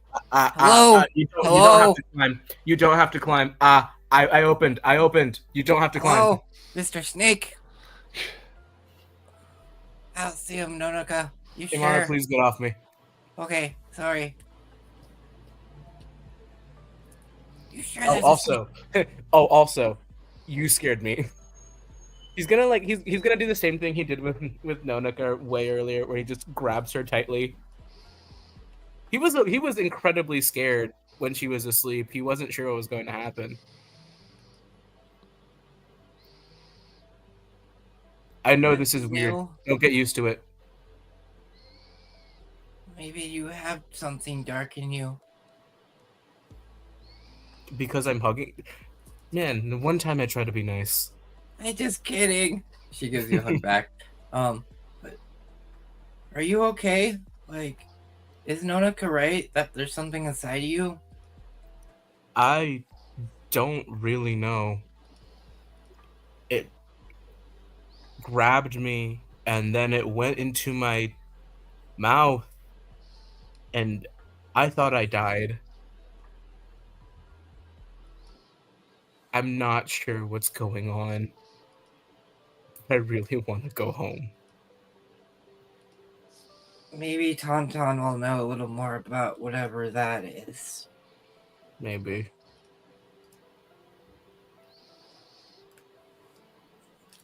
Nonica, did you save everybody again, though? I mean, he said he died. And you look beat up. I healed Clover a little bit. Your magic's so cool. All I did was drop a little bush guy. It was fun, though. See, look, there he is right there. I'm gonna name him. Yeah. I'm gonna name him Kevin. And it salutes you.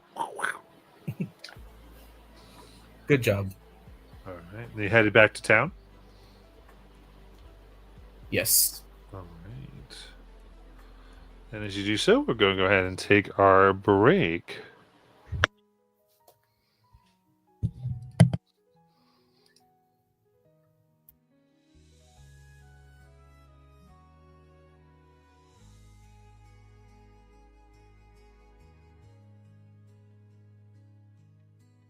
Lanterns glow in the twilight's breath. Spirits awake from their moonlit rest. Dancing shadows through the pines. Obajima whispers its ancient signs. Through the mountains, through the streams,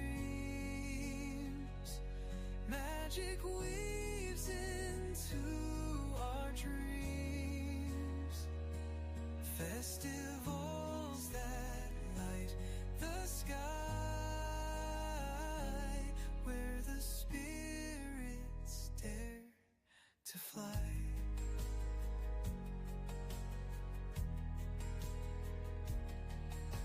Silent echoes in the caves, deep hollows.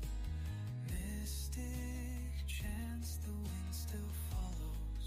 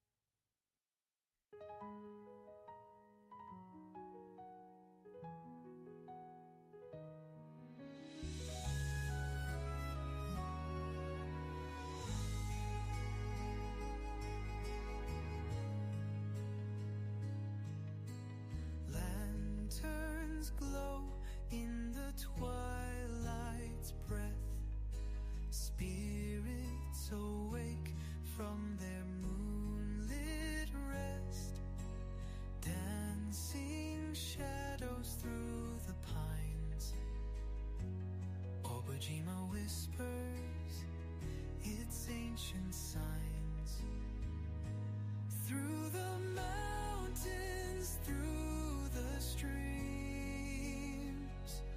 Magic weaves into our dreams. Festivals that light the sky,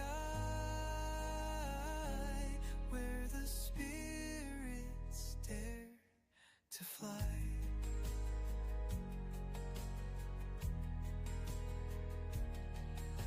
Silent echoes in the caves, deep hollows.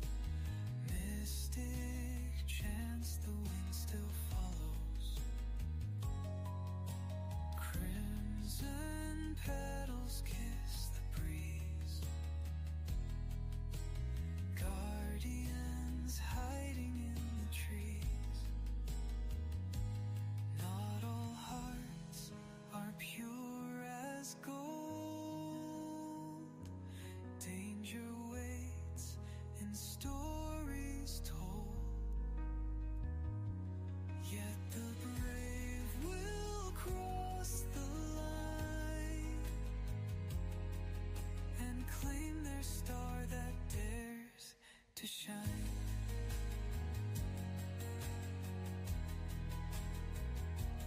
Through the mountains, through the streams, magic weaves into our dreams.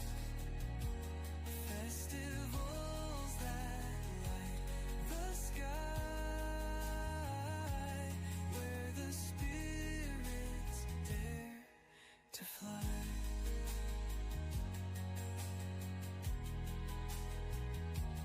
Through the peril, truth unfurled.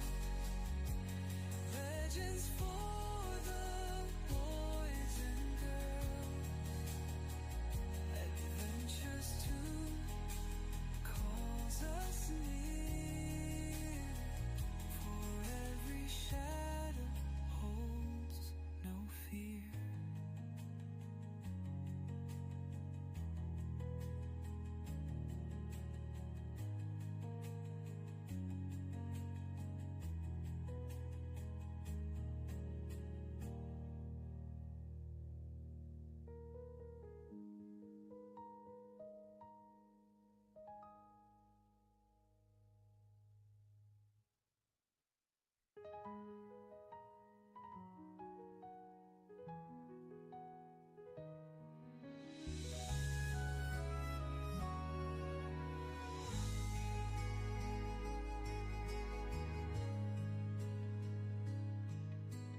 Lanterns glow in the twilight's breath.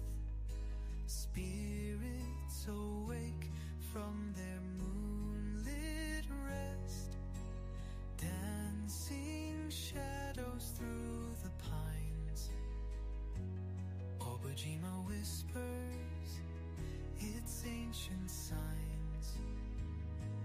Through the mountains, through the streams, magic weaves into our dreams. Festivals that light the sky,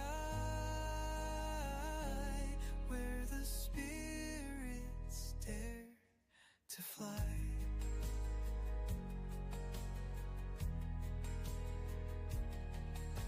Silent echoes in the caves, deep hollows. Mystic chants, the wind still follows. Crimson petals kiss the breeze. Guardians hiding in the trees. Not all hearts are pure as gold. Danger waits in stories told. Yet the brave will cross the line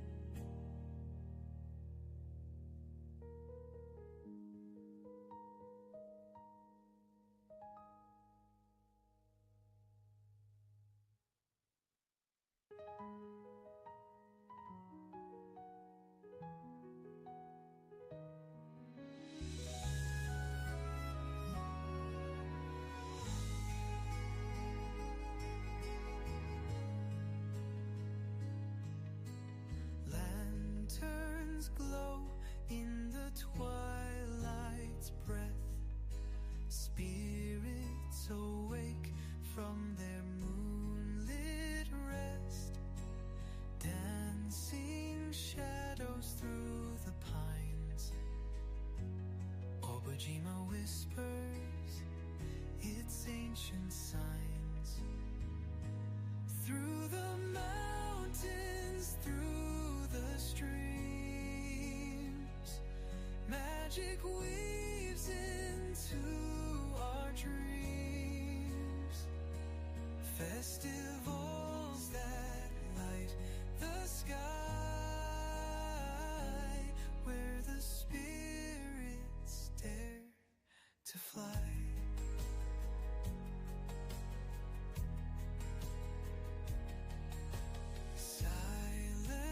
Echoes in the caves, deep hollows.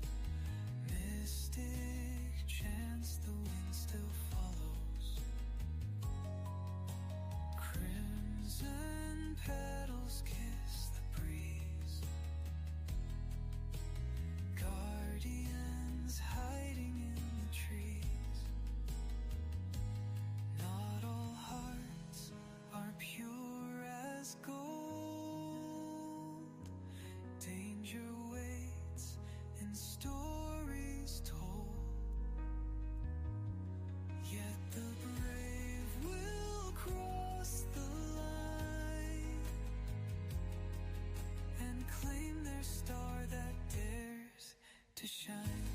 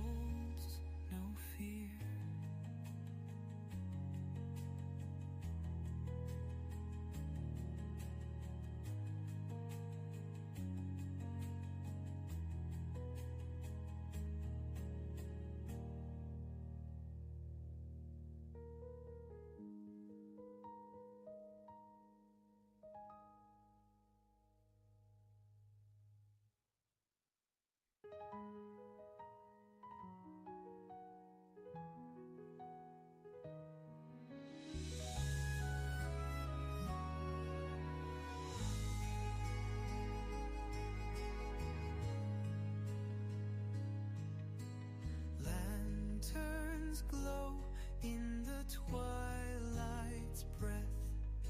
Spirits awake from their moonlit rest. Dancing shadows through the pines. Obojima whispers its ancient signs. Through the mountains, through the streams, magic weaves into our dreams. Festivals that light the sky,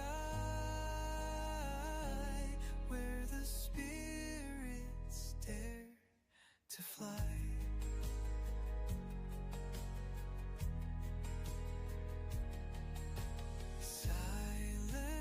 Echoes in the caves, deep hollows.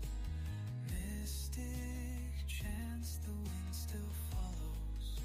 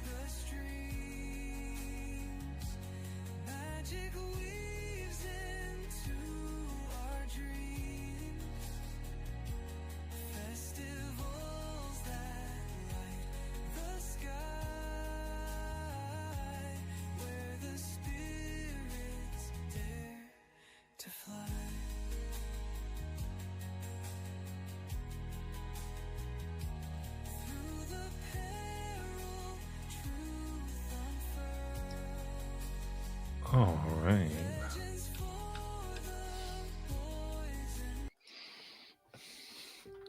So as you run through the grazing fields, wanting to quickly make it back, you know you've rescued people, saved those who are gonna maybe sleep and miss the whole festival, and had a bit encounter with a spirit. You know a lot of spirits that are in town, but one that kind of came to and from the spirit world itself, this visitor, was a little outside of what's perfectly normal. The dark warnings of this dark thing that seems to be in Clover, you're not entirely sure of. But it's hard to keep the fear and sadness or even the trepidation within you as you already see the large kale-like kites flying above the town, as even the damage that you inadvertently caused this morning seems to have been wiped away by the good and hard-working people. And there's a kind of impromptu little gathering and festival just outside town as people saw everyone come back and celebrate that they're there to help, and they're glad they're to be to help. And everyone quickly put out little bottles of sake really quick before they get back to work. And all this is happening, and this little celebratory moments here. What do y'all want to do?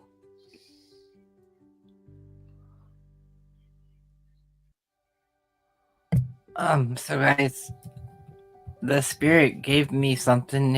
I don't know what it is. If you guys want to check it out. Sure. Tomorrow's gonna reach into their pocket and pull out the little bag the spirit gave them. What's that? Oh, nice. You look at it, and there seems to be this little bag of pollen, and as you open it up, you immediately kind of get drowsy and you almost fall over before you're able to close it up again. I think I got some sleep powder. Yeah, Sleep pollen. Whew, I think so. that might come into handy down the line. Yeah, Nonika got the thingy. What was it again? The brothers gave her. They said animals will listen when we use this. And I got nothing. A snake, Mr. Snake. We don't know if he's part of me. I hope not. Oh, I want kale chips. I wonder if that Stan has some. He's gonna like walk over and get some kale chips. I make a perception check to see if there's anything different about Clover, on like looking wise or like any features. Okay, give me a perception check. Yeah, I keep hearing about there's a snake in them, and I looked in his mouth. It's not there. Oh, that's an 11. 11. You watch, and they kind of look up, and nothing seems to be out of the ordinary. It's They're- weird. Not physically, at least. He's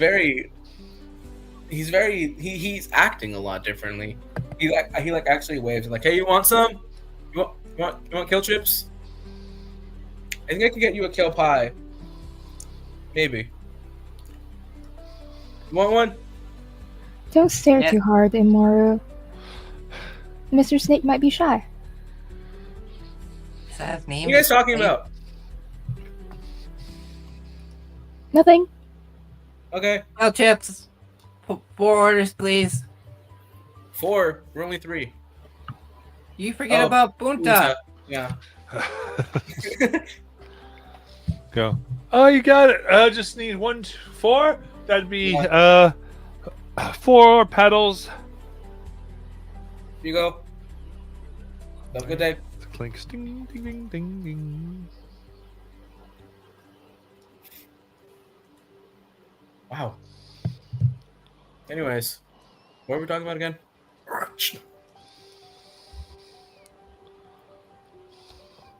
Nonika says your snake name's Mr. Snake. I like to call him just Snake, if he actually exists. We don't know that. By the way, we should probably talk to someone about that. Should we Or at least find I'll- Tauntaun? I'll go see if I can find him. Yeah, you guys, stay safe. Or follow me if you want. Actually, I don't trust you guys. Come with me. Yes, let's Like, bring grab Mr. them by the collar. Come with me. Okay, we're going with Mr. Snake to meet more new people. Who's Mr. Snake? I'm still Clover. Okay. I'm Whatever the you same. say. I'm the same person I was. How long ago was it? 30 minutes ago. Wait, no, that was after Sure. I passed out. But 45 you're minutes ago. you're saying 30 times as much words. What does that have to do with anything? Nothing? Anyways.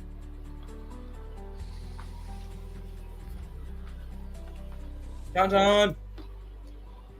Hello? Hey, looks like. Oh, I've heard how you found all the missing people, and I just thought they had gone out early for grazing. We didn't even realize they were missing. Yeah, no, we found them all asleep because of some weird little plant thing. I'm not really sure what it is. But, it was mostly these two. He grabbed both of their shoulders. It was Stop mostly it, these two. Clover! Don't make me get one of these women over to pinch your cheek. I would rather you not do that. Yeah, then I would rather you stop with your nonsense. I really didn't do much. I got Good attacked. team, Clover. Let me finish. I was attacked by this weird creature, and it went into my mouth. And the last thing I remember seeing, right before I kind of died, was these weird little black spots running up my arm. It was terrifying. And it made me realize that I've been acting so rude for no reason. These are my friends. This is my home. And I was willing to die because I wanted to save them. But I haven't been acting that way.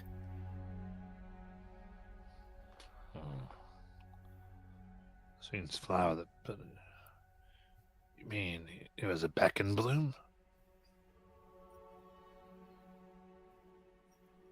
Yeah, that's what it was. Yeah, I think something like that. You said it. Can you get your whole explanation here of everything? Oh no. I brought out. That thing can put people to sleep and their dreams can become real. What came out of Hesforth's stream? It's dangerous. Usually we go and we take care of all those. They usually bloom in about 2 months. Never heard of one blooming this early. Well, it did. Kind of looks at you. Let me see you here. Okay. I guess I'm being Opens grabbed up again. your eye. Yeah, just looks at your arm, and you actually do see a little bit of discoloration on your arm. He frowns. Oh yeah, see? Look. He holds out both of his arms to compare. Look. Oh, so he takes out some very thin white paper and begins writing on it. What you writing? We'll see. And takes these thin strips and begins to kind of wrap them around. And kind of smacks it. Ow. And you see the blotches kind of go away and retreat. Not disappear, almost like they're hiding deeper underneath the skin so that they can't be caught.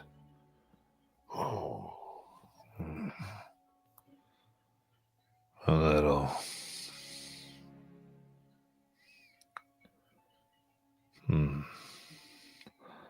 That should help you feel a little better, Clover. I hope so.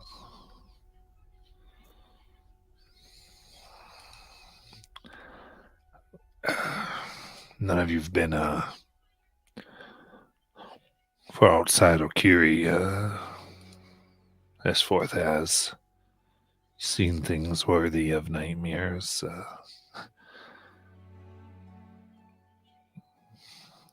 I mean, the silence is great, but there are things that aren't as good as others. And some things that, well, don't have any good in them at all. At least I don't think so.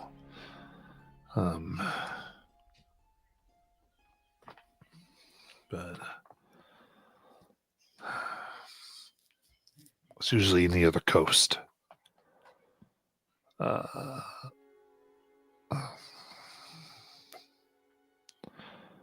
I've heard of it, and I think I've seen it once. The idea that there's a angry spirit or something that got mad at Obojima for something.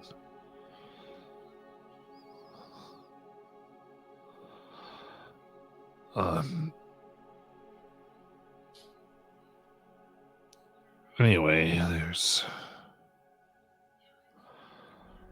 it's this stuff that it's all happened 3 months ago. It's come out and gets a hold of wildlife and even trees. It makes some spirits, causes them to, well, not be themselves. Like you said, be maybe meaner and ultimately very aggressive.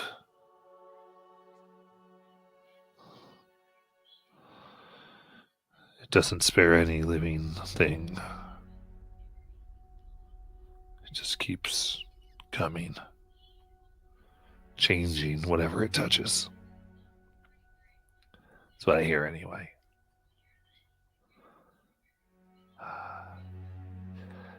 What I put on you, honestly, I saw someone once who had something similar. Same blotches. And I remember them having bands like that. They're probably not very good and not going to do. They might wear off, I don't know. But it seemed to at least temper it a little bit.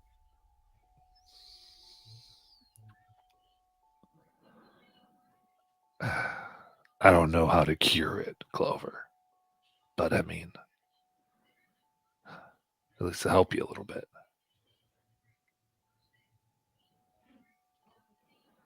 You said you've seen it once before. Yeah, the Far Rangers, the ones that investigated it when it first came. Someone got too close. What happened to them?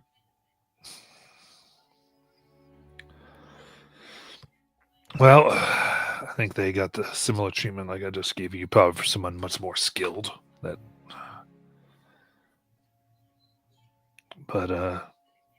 when I know they're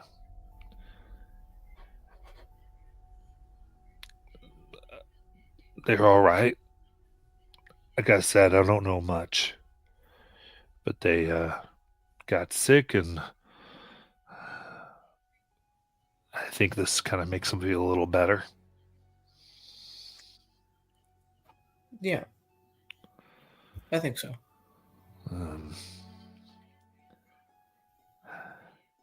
Might be able to find somebody at the festival who knows more when it comes. Get some full bloom in a day or two. Everyone comes on in. But Yeah. I've done what I could. And All I I've think- heard of is there's not a. Well, anyway, you'll be able to talk to some people when they come in. Right? I wouldn't worry about it. We're smart people in this world. It's been months, so I'm sure people will figure it out, right? Yeah. Good. All right, now Oh, I don't know if there's anything specific for any of you, for you all three, but why don't you go out and enjoy yourself? Help where you can. And you guys look exhausted too, so take it easy. I'm sure there'll be more coming in as things get rolling, right?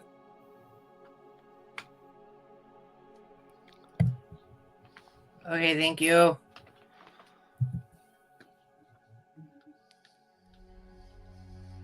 Do you feel better, Clover? I don't know. I'm still scared.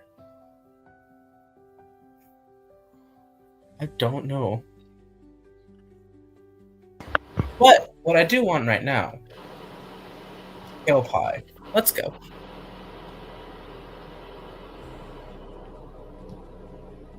We'll find those people and talk to them, right? You'll be fine. I'm. He like swallows. I'm sure everything will be fine.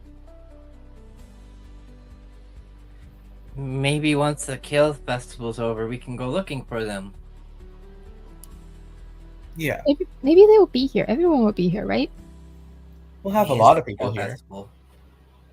This is our Kale Festival.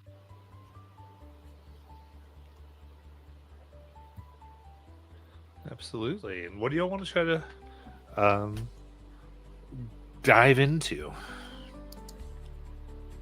We still have to make something for the lady selling vegetables. Yeah, we have to come up with some kind of decorations. So then we can get the turnips that the other lady needs. Yes. Have you guys been giving any thought to that?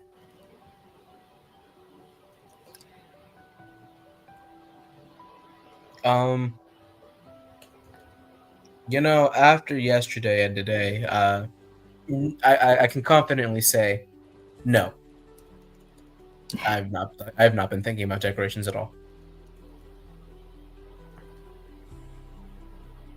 What about Let's you, go try to find Nonaka? some.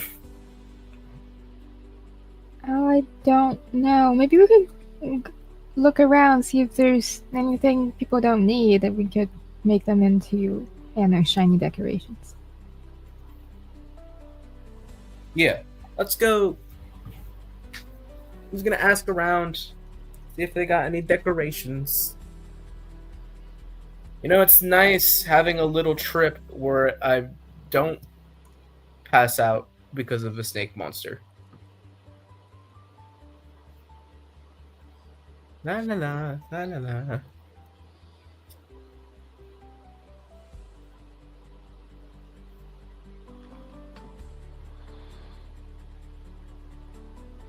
All right. So, specific, what are you trying to find?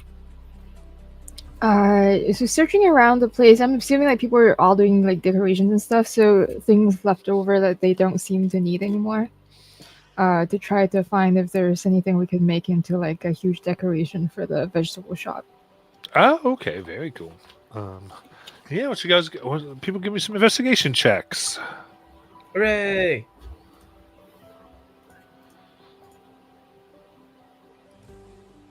-17 -1 for 16. 21. Oh. 2.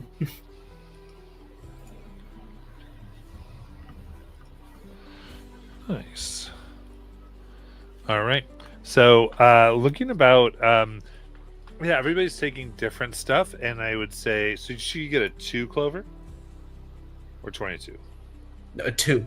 A 2. Okay, perfect. So, with those scores in mind, I'd say thinking about everything that might be coming up and some of the stuff you've found, why don't you describe what you think you might find?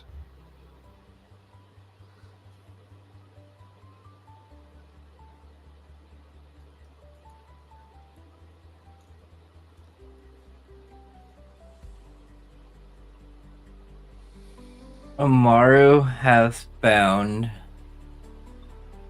a bunch of leftover paint. Okay. Very cool. So it's a bunch of different colors, and there's like just a little bit. Some of it shimmers, kind of bright, like it moves a little bit. And where there's just a bunch of like little, what was it like less than like a quarter of like 7 or 8 different cans that sound good? Yep. She comes back holding up like 10 different cans, and she's like, "Guys, I got a bunch of paint, but there's like only enough for like a little bit in each one." I wonder if the mismatched colors will make it more appealing. What'd you find? He pulls out like a single streamer that he thinks might have like that they think might have just been pulled out of the garbage can. I found this.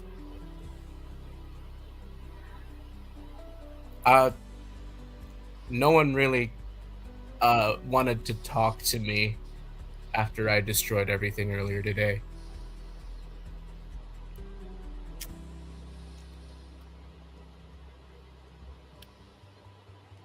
So I grabbed this instead. You were saying So that's that's where I cool. found it. Are you talking to your friends? Yeah. Very nice. One single streamer, okay. Hopefully Nonika did better. So at this point, you see Nonika dragging back a bunch of random colorful papers and these tiny little candles that you think she's found left over from somewhere. And she's super excited. We can make lanterns. How cute. I like it. And we could make one lantern that's really big with a rainbow colored streamer. It would be like the centerpiece. Exactly. We're so smart. Great job, Nonika. That's awesome.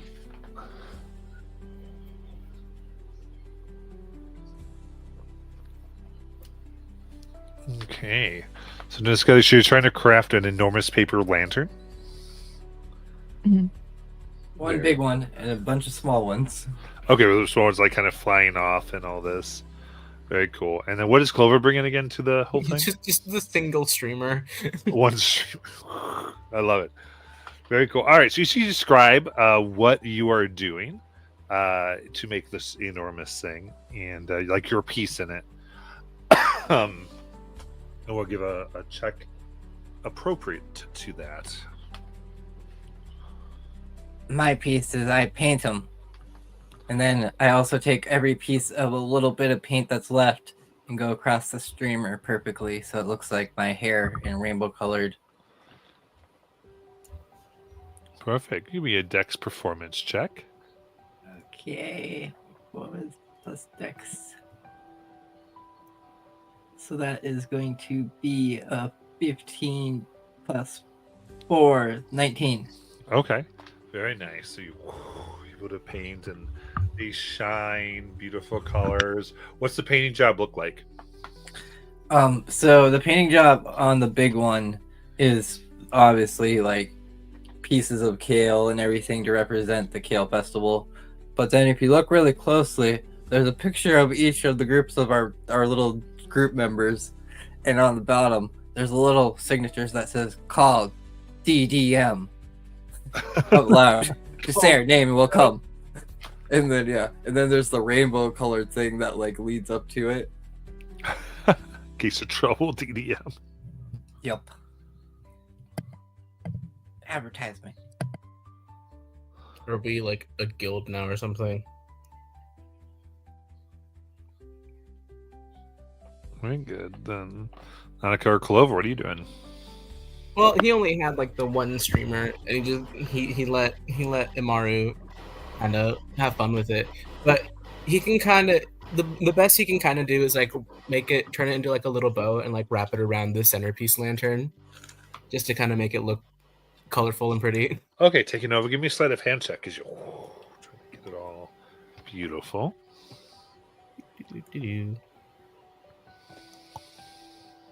14. 14. Very nice. What's kind of the shape or says that you try to make it?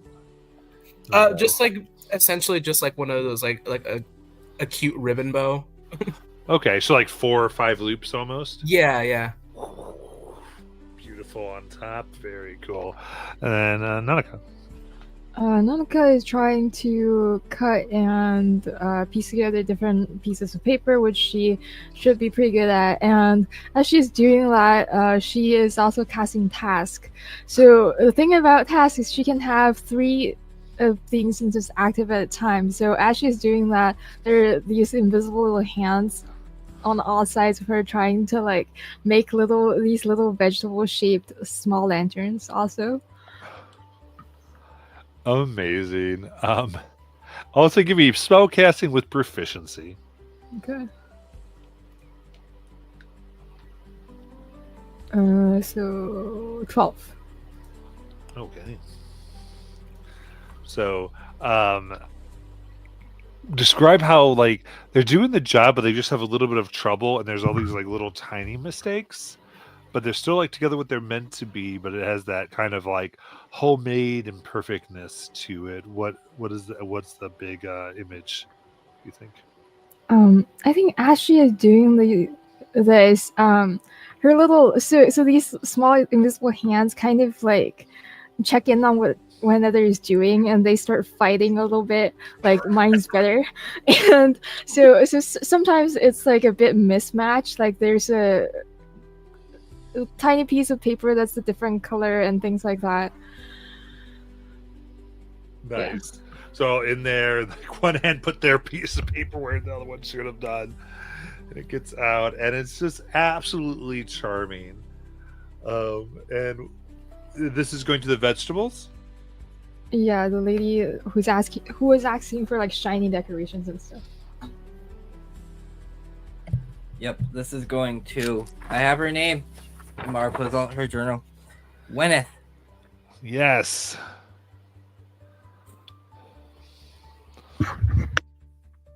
All right. And you take it to her, and she just looks at. This is going to gather everybody. Is it? Where do we hang it? Where does it go? I looked at Nonika. Where does it go? Do they just go up? They could be right above your shop. Okay. Like we're hanging it from like the buildings. That makes sense, right? Okay. Very cool. And let's move this. And as you see, as the lines go up and they get some string, and it moves up, and you can see as it rises, it's kind of taller than everyone else's, and the streamer comes on down. So first they see the large lantern and how cute it is and homemade, and then the ribbon kind of flows on down, the streamer ribbon, and is just floating on over Gwyneth's little shop here. And then they see it, and all their eyes are drawn immediately there. And looking back, when it's like, there we go. This is good. Oh, they're going to want to buy all vegetables. We're going to be the first one they check out. Hooray! Well, we're really glad that you like it. I love it. And I heard what you all did today. Rescuing everyone, fighting off some weird creatures. And I heard of your marksmanship with Ren. You were going in between those bike spokes, right? Yeah. It's a tricky shot. Listen, and Wen kind of comes up to you. Oh, are you gonna touch my face again? No, I'm not going to touch your face there, boy.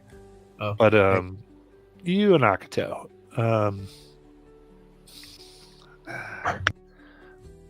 why don't you, after the festival, you stop by the farm, and maybe we can have a little talk. you're better than most people. That's some of this.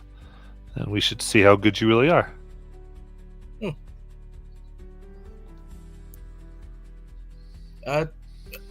I'll be there. Good.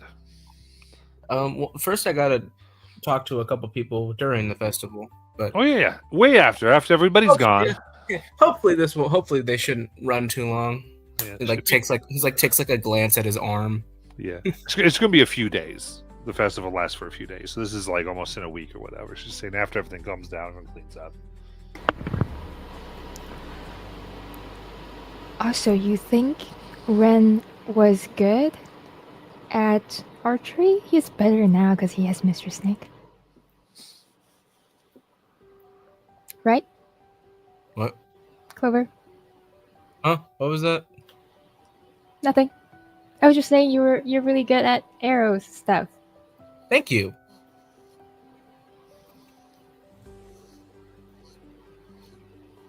I've been practicing for a long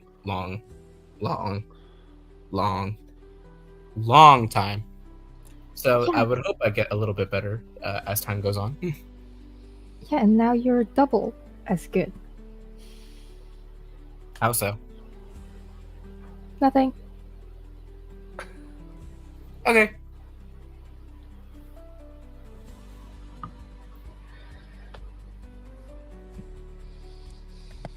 So, Miss Venice, can we have the turnip? That's pink. Oh, yep, you wanted the pink turnips. I think you wanted both, right?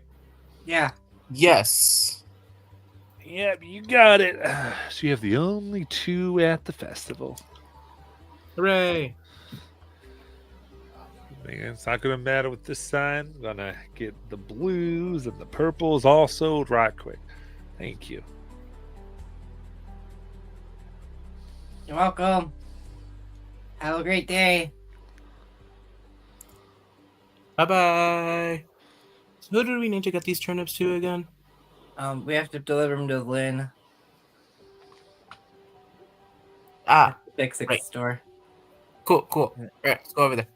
Maru, as we're walking over there, whispers to Nonika, I think Clover and Akito just got a master. Oh, that's right. Yeah. When it was a legend back in the day. That's awesome. Yeah. As they're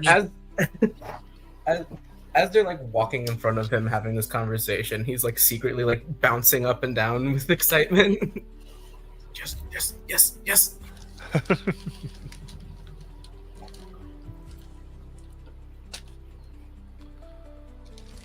Do you think that is Mr. Snake in front of us now? It has to be, right? I've Clover never never seen does him this that. happy. Yeah. I think I like Mr. Snake a bit better. Me too! I was gonna ask Mr. Snake to be my partner. I'm already your partner.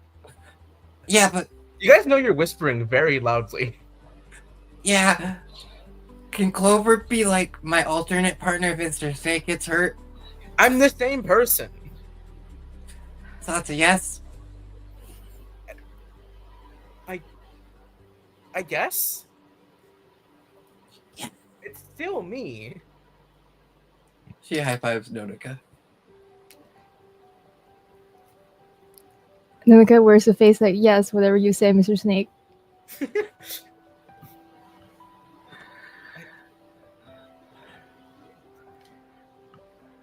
Okay. I really want you guys to realize I am still the same person. We Of believe course. you. We believe you, yes. You guys definitely don't believe me. Anyways.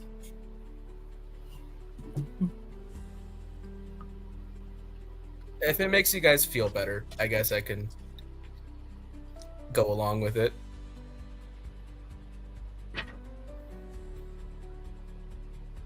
And I'm still just gonna act the same, so.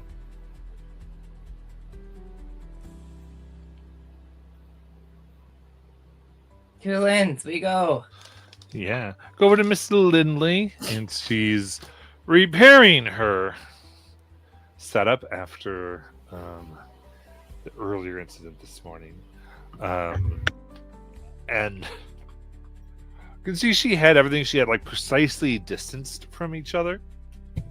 And some of the parts that kind of went everywhere, she's individually cleaning and then like dipping in solutions.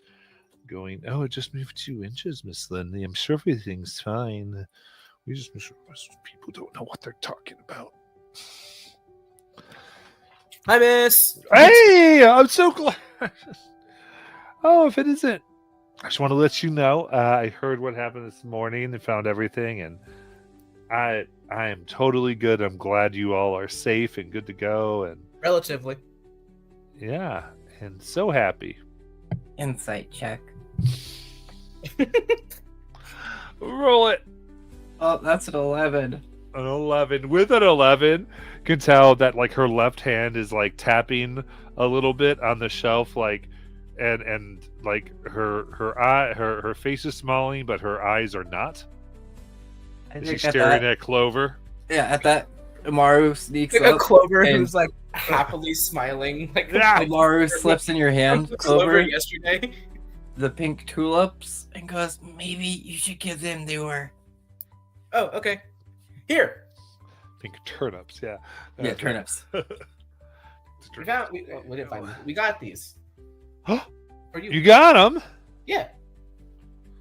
Oh my It goodness. was oh my mostly Mario. She was good at. This Actually, is both of these perfect. It's in good shape, and she kind of takes what looks like a little safety pin and taps it, and the pin kind of like almost like electricity seems to jump off of it into the air, and it hits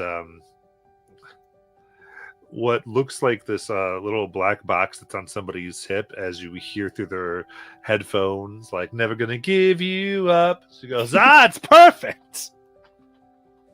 Oh, is that what they do? Oh, yeah, it's kind of... Oh, yeah, a little bit. I can't give you all the secrets, but you'd be surprised what gets captured in turnips of the pink variety. It is quite interesting. Kind of... As to say, they like to... Spirits like them a lot.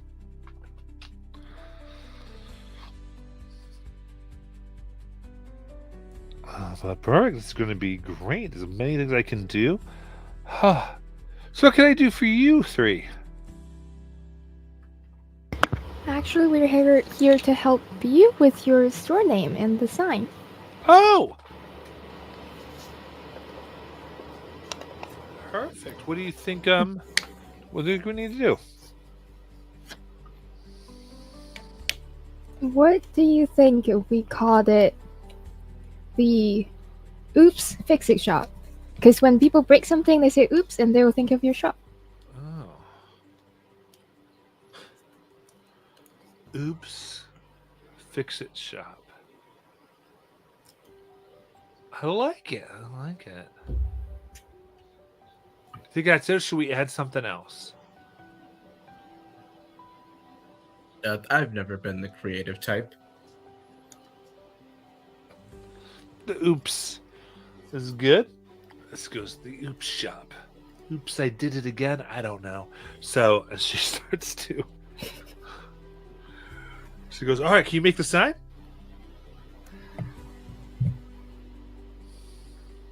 I can paint you one. Oh, excellent. Yeah. Oh, Yoru, you got this. Give me that painting performance check with the dex. Yup, here we go. That's gonna be 11 plus 4 is a 15.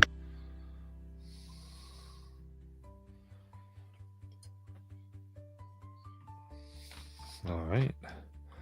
That's 15. The oops fix-it shop. It's like, I have an oops as it puts the sign up, and she's, that is awesome. And I think what Amaru painted for the thing, she never really understood it, but she's seen like the Walkman or the boom boxes, you know, around that play music, and she just paints one of those and puts a Band-Aid over it. I have one of those. I love it. There, see, like you fix it, like it's a boo boo. Oops. He goes, that is good. I like your creativity. An amazing logo. Hooray! Everyone applaud. It's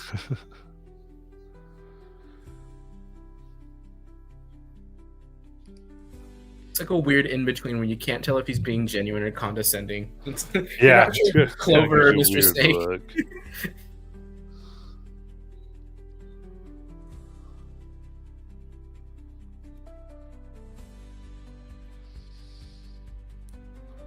What else? What else was there that we needed to do?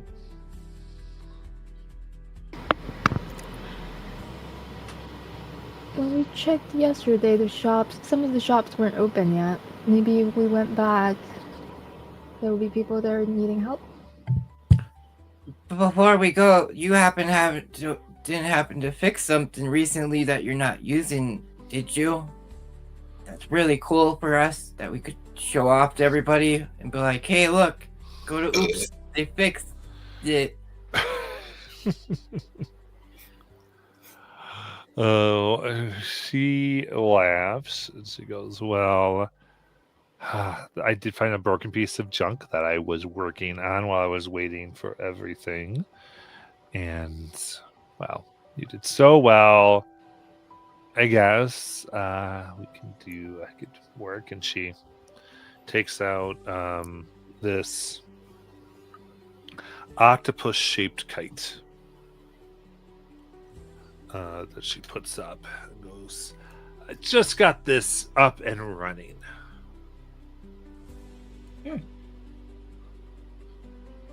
What is it? Well, not sure, but I don't know what it's called, but I call it an eye kite. Whoa. She says, here, get up in the air. Okay. So it flies up. I guess tomorrow you have it up there, and as you kind of look at it, you suddenly realize you're not looking at it anymore. You're looking at yourself, the top of your head, and Nanaka's head, and Clover, and the overhead view of the entire village. Whoa! No, look, I can see your horn from up here. You can see her horn anyways. Yeah, but it's so small from up here. You guys need to try this. And she's gonna pass it around to the group to let each of them try it for a little bit. How very interesting. Clover, you look so short. I wasn't gonna say it. He just kind of like stares at the two of them menacingly. Now this is the real Clover. Mr. Snake must went to sleep. I'm the same person. This is definitely Clover. I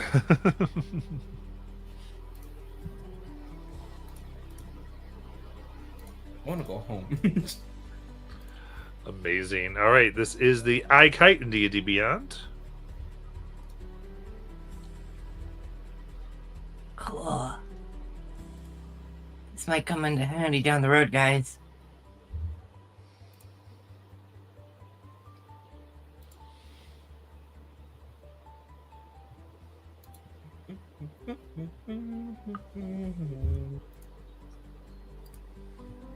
Well, now that we got that, what shops do you think we should stop by? Well, there was one by one of the flags we put up. I don't know what they were trying to sell, or what they were planning to put there. Oh yeah, the one that was closed. Yeah. But we left a note. Did we leave a note? Yeah, I was gonna say. We should Well, let's go see if they're back. I understand that you were willing to help them if they needed it. Yes. Okay. And as you make your way here, you can see, more and more flags going up. Everybody is getting very into this, and it's the thing of like the difference between yesterday and today, where things are really ramping up, and it's beginning to very much look like the festival, and all that encompasses here, and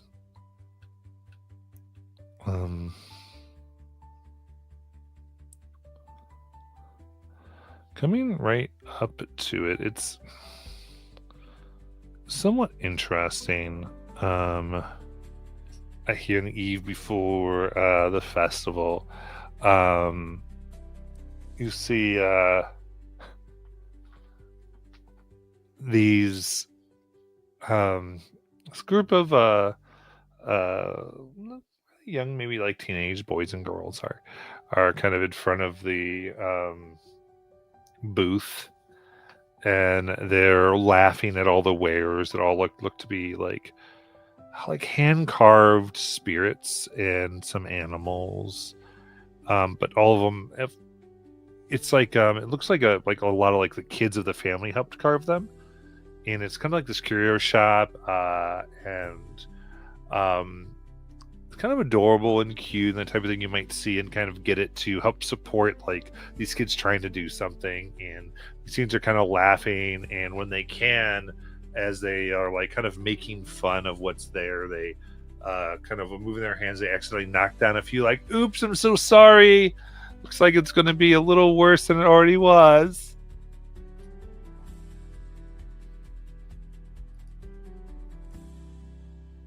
I think those guys are troublemakers. Hello?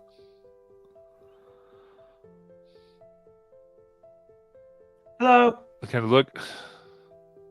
Hello. Oh wait, look, it's the the hair, the ones that hair and the big. We the ones that messed everything up this morning. Like you're Yep. supposed to be helping, and you just totally. Oh, that's awesome. We set up for our village's festival, and I don't think we ever, unset it up.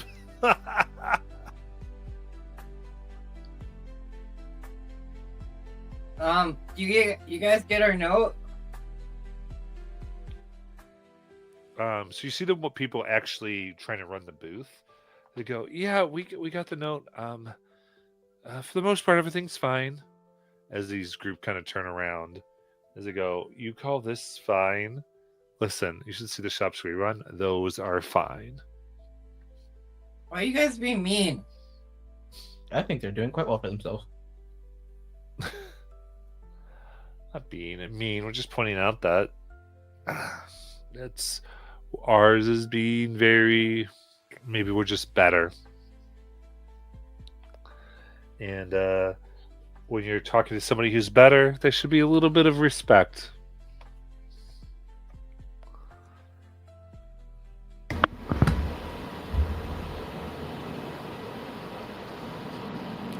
You're not being respectful to us then. Isn't that weird? You're saying you're better? Oh, the pro unset uppers, the unhelpful few. I'm sorry. We had a similar duty in our village, and I just can't even imagine if we had done what y'all did. I don't know. I feel like saving a good majority of the cleanup crew from a dastardly peril is kind of important. After making sure they were needed, I guess, right? I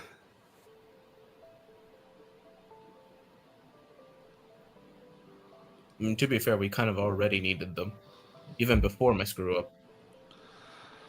Oh, yeah, I'm sure you tell yourself that. Do you have any useful insight to provide, or are you just going to continue to be pricks?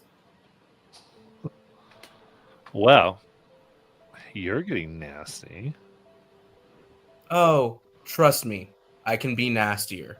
He reaches for his bow. Clover, maybe we should just go. They kind of raise and they kind of get their fists like, "Hey, we're here minding our own business. Hey, no. You think I you're so don't want to shine hear it. up. I You do don't not want to wanna hear it. hear You it. and your big mouth over there." I don't want to hear it from you. Get out. We're Now. better than this. Maybe we should just go. And one of them goes ahead and just pushes Clover right in the chest. I'm going to go ahead and do an unarmed strike. They're going to do a shove over here. It's actually shove. I need a strength save.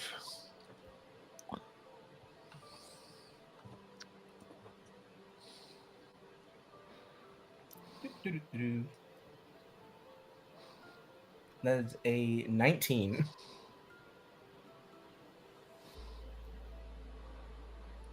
Very good. So they kind of shove you. You take a step back, but you don't get pushed down as they go. Oh, look. Well, at least they teach people to stand right over here, I guess. Oh, really? And he's also going to shove back. Okay. Then what is? Let's see. This is your. What's your strength score? Or your strength mod, rather. Strength modifier +1. Okay, so that's going to be 13. They got to beat. Oh, so you shove them in, and they kind of hit the table behind them, and all the little figurines all fall, scattered to the floor. And the kids who kind of made them like, "Ah!" They all get all muddy. Get out. And everybody begin. So the people who set up the table Oh. are there. They're crying because you just knocked all their stuff on the Oh, ground. no. And everyone else is. He can't even.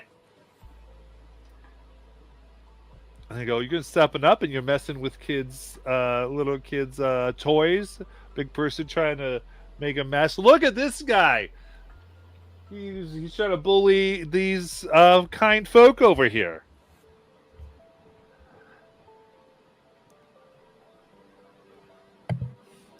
I would like to pull out my sleeping powder and blow it at those guys. You people sicken me. All right. So out. Let's see what they get here. Oh, is it? They kind of all fall down as they go to sleep, and you see this group of adults kind of running over, like, "Our babies! What just happened?" They fell asleep. They must have fainted from the coolness of this booth. Yeah. They go, "No, you!" And you can see them going, "What is that? What did you do to them?" And as I've this done is nothing. happening, Look, my you hands are see, perfectly clean. and a few people have gathered around, and you can see like people get what happened, but they're looking at you a little bit, and finally, you feel this heavy hand on the two of your shoulders, Clover and Amaru, as you look in this Wenrath, and it hurts. And you realize you can't quite move. Like, if she doesn't want you moving, you're not going to be moving. Oh. She goes, "It looks like there was a misunderstanding." That's right, there was. "So why don't we settle it the way all things should be settled?" And as the kids kind of wake up, and and the parents look at Wenrath, and Wenrath looks at them. Right. Blotcher. And we're going to end there for tonight. Nice.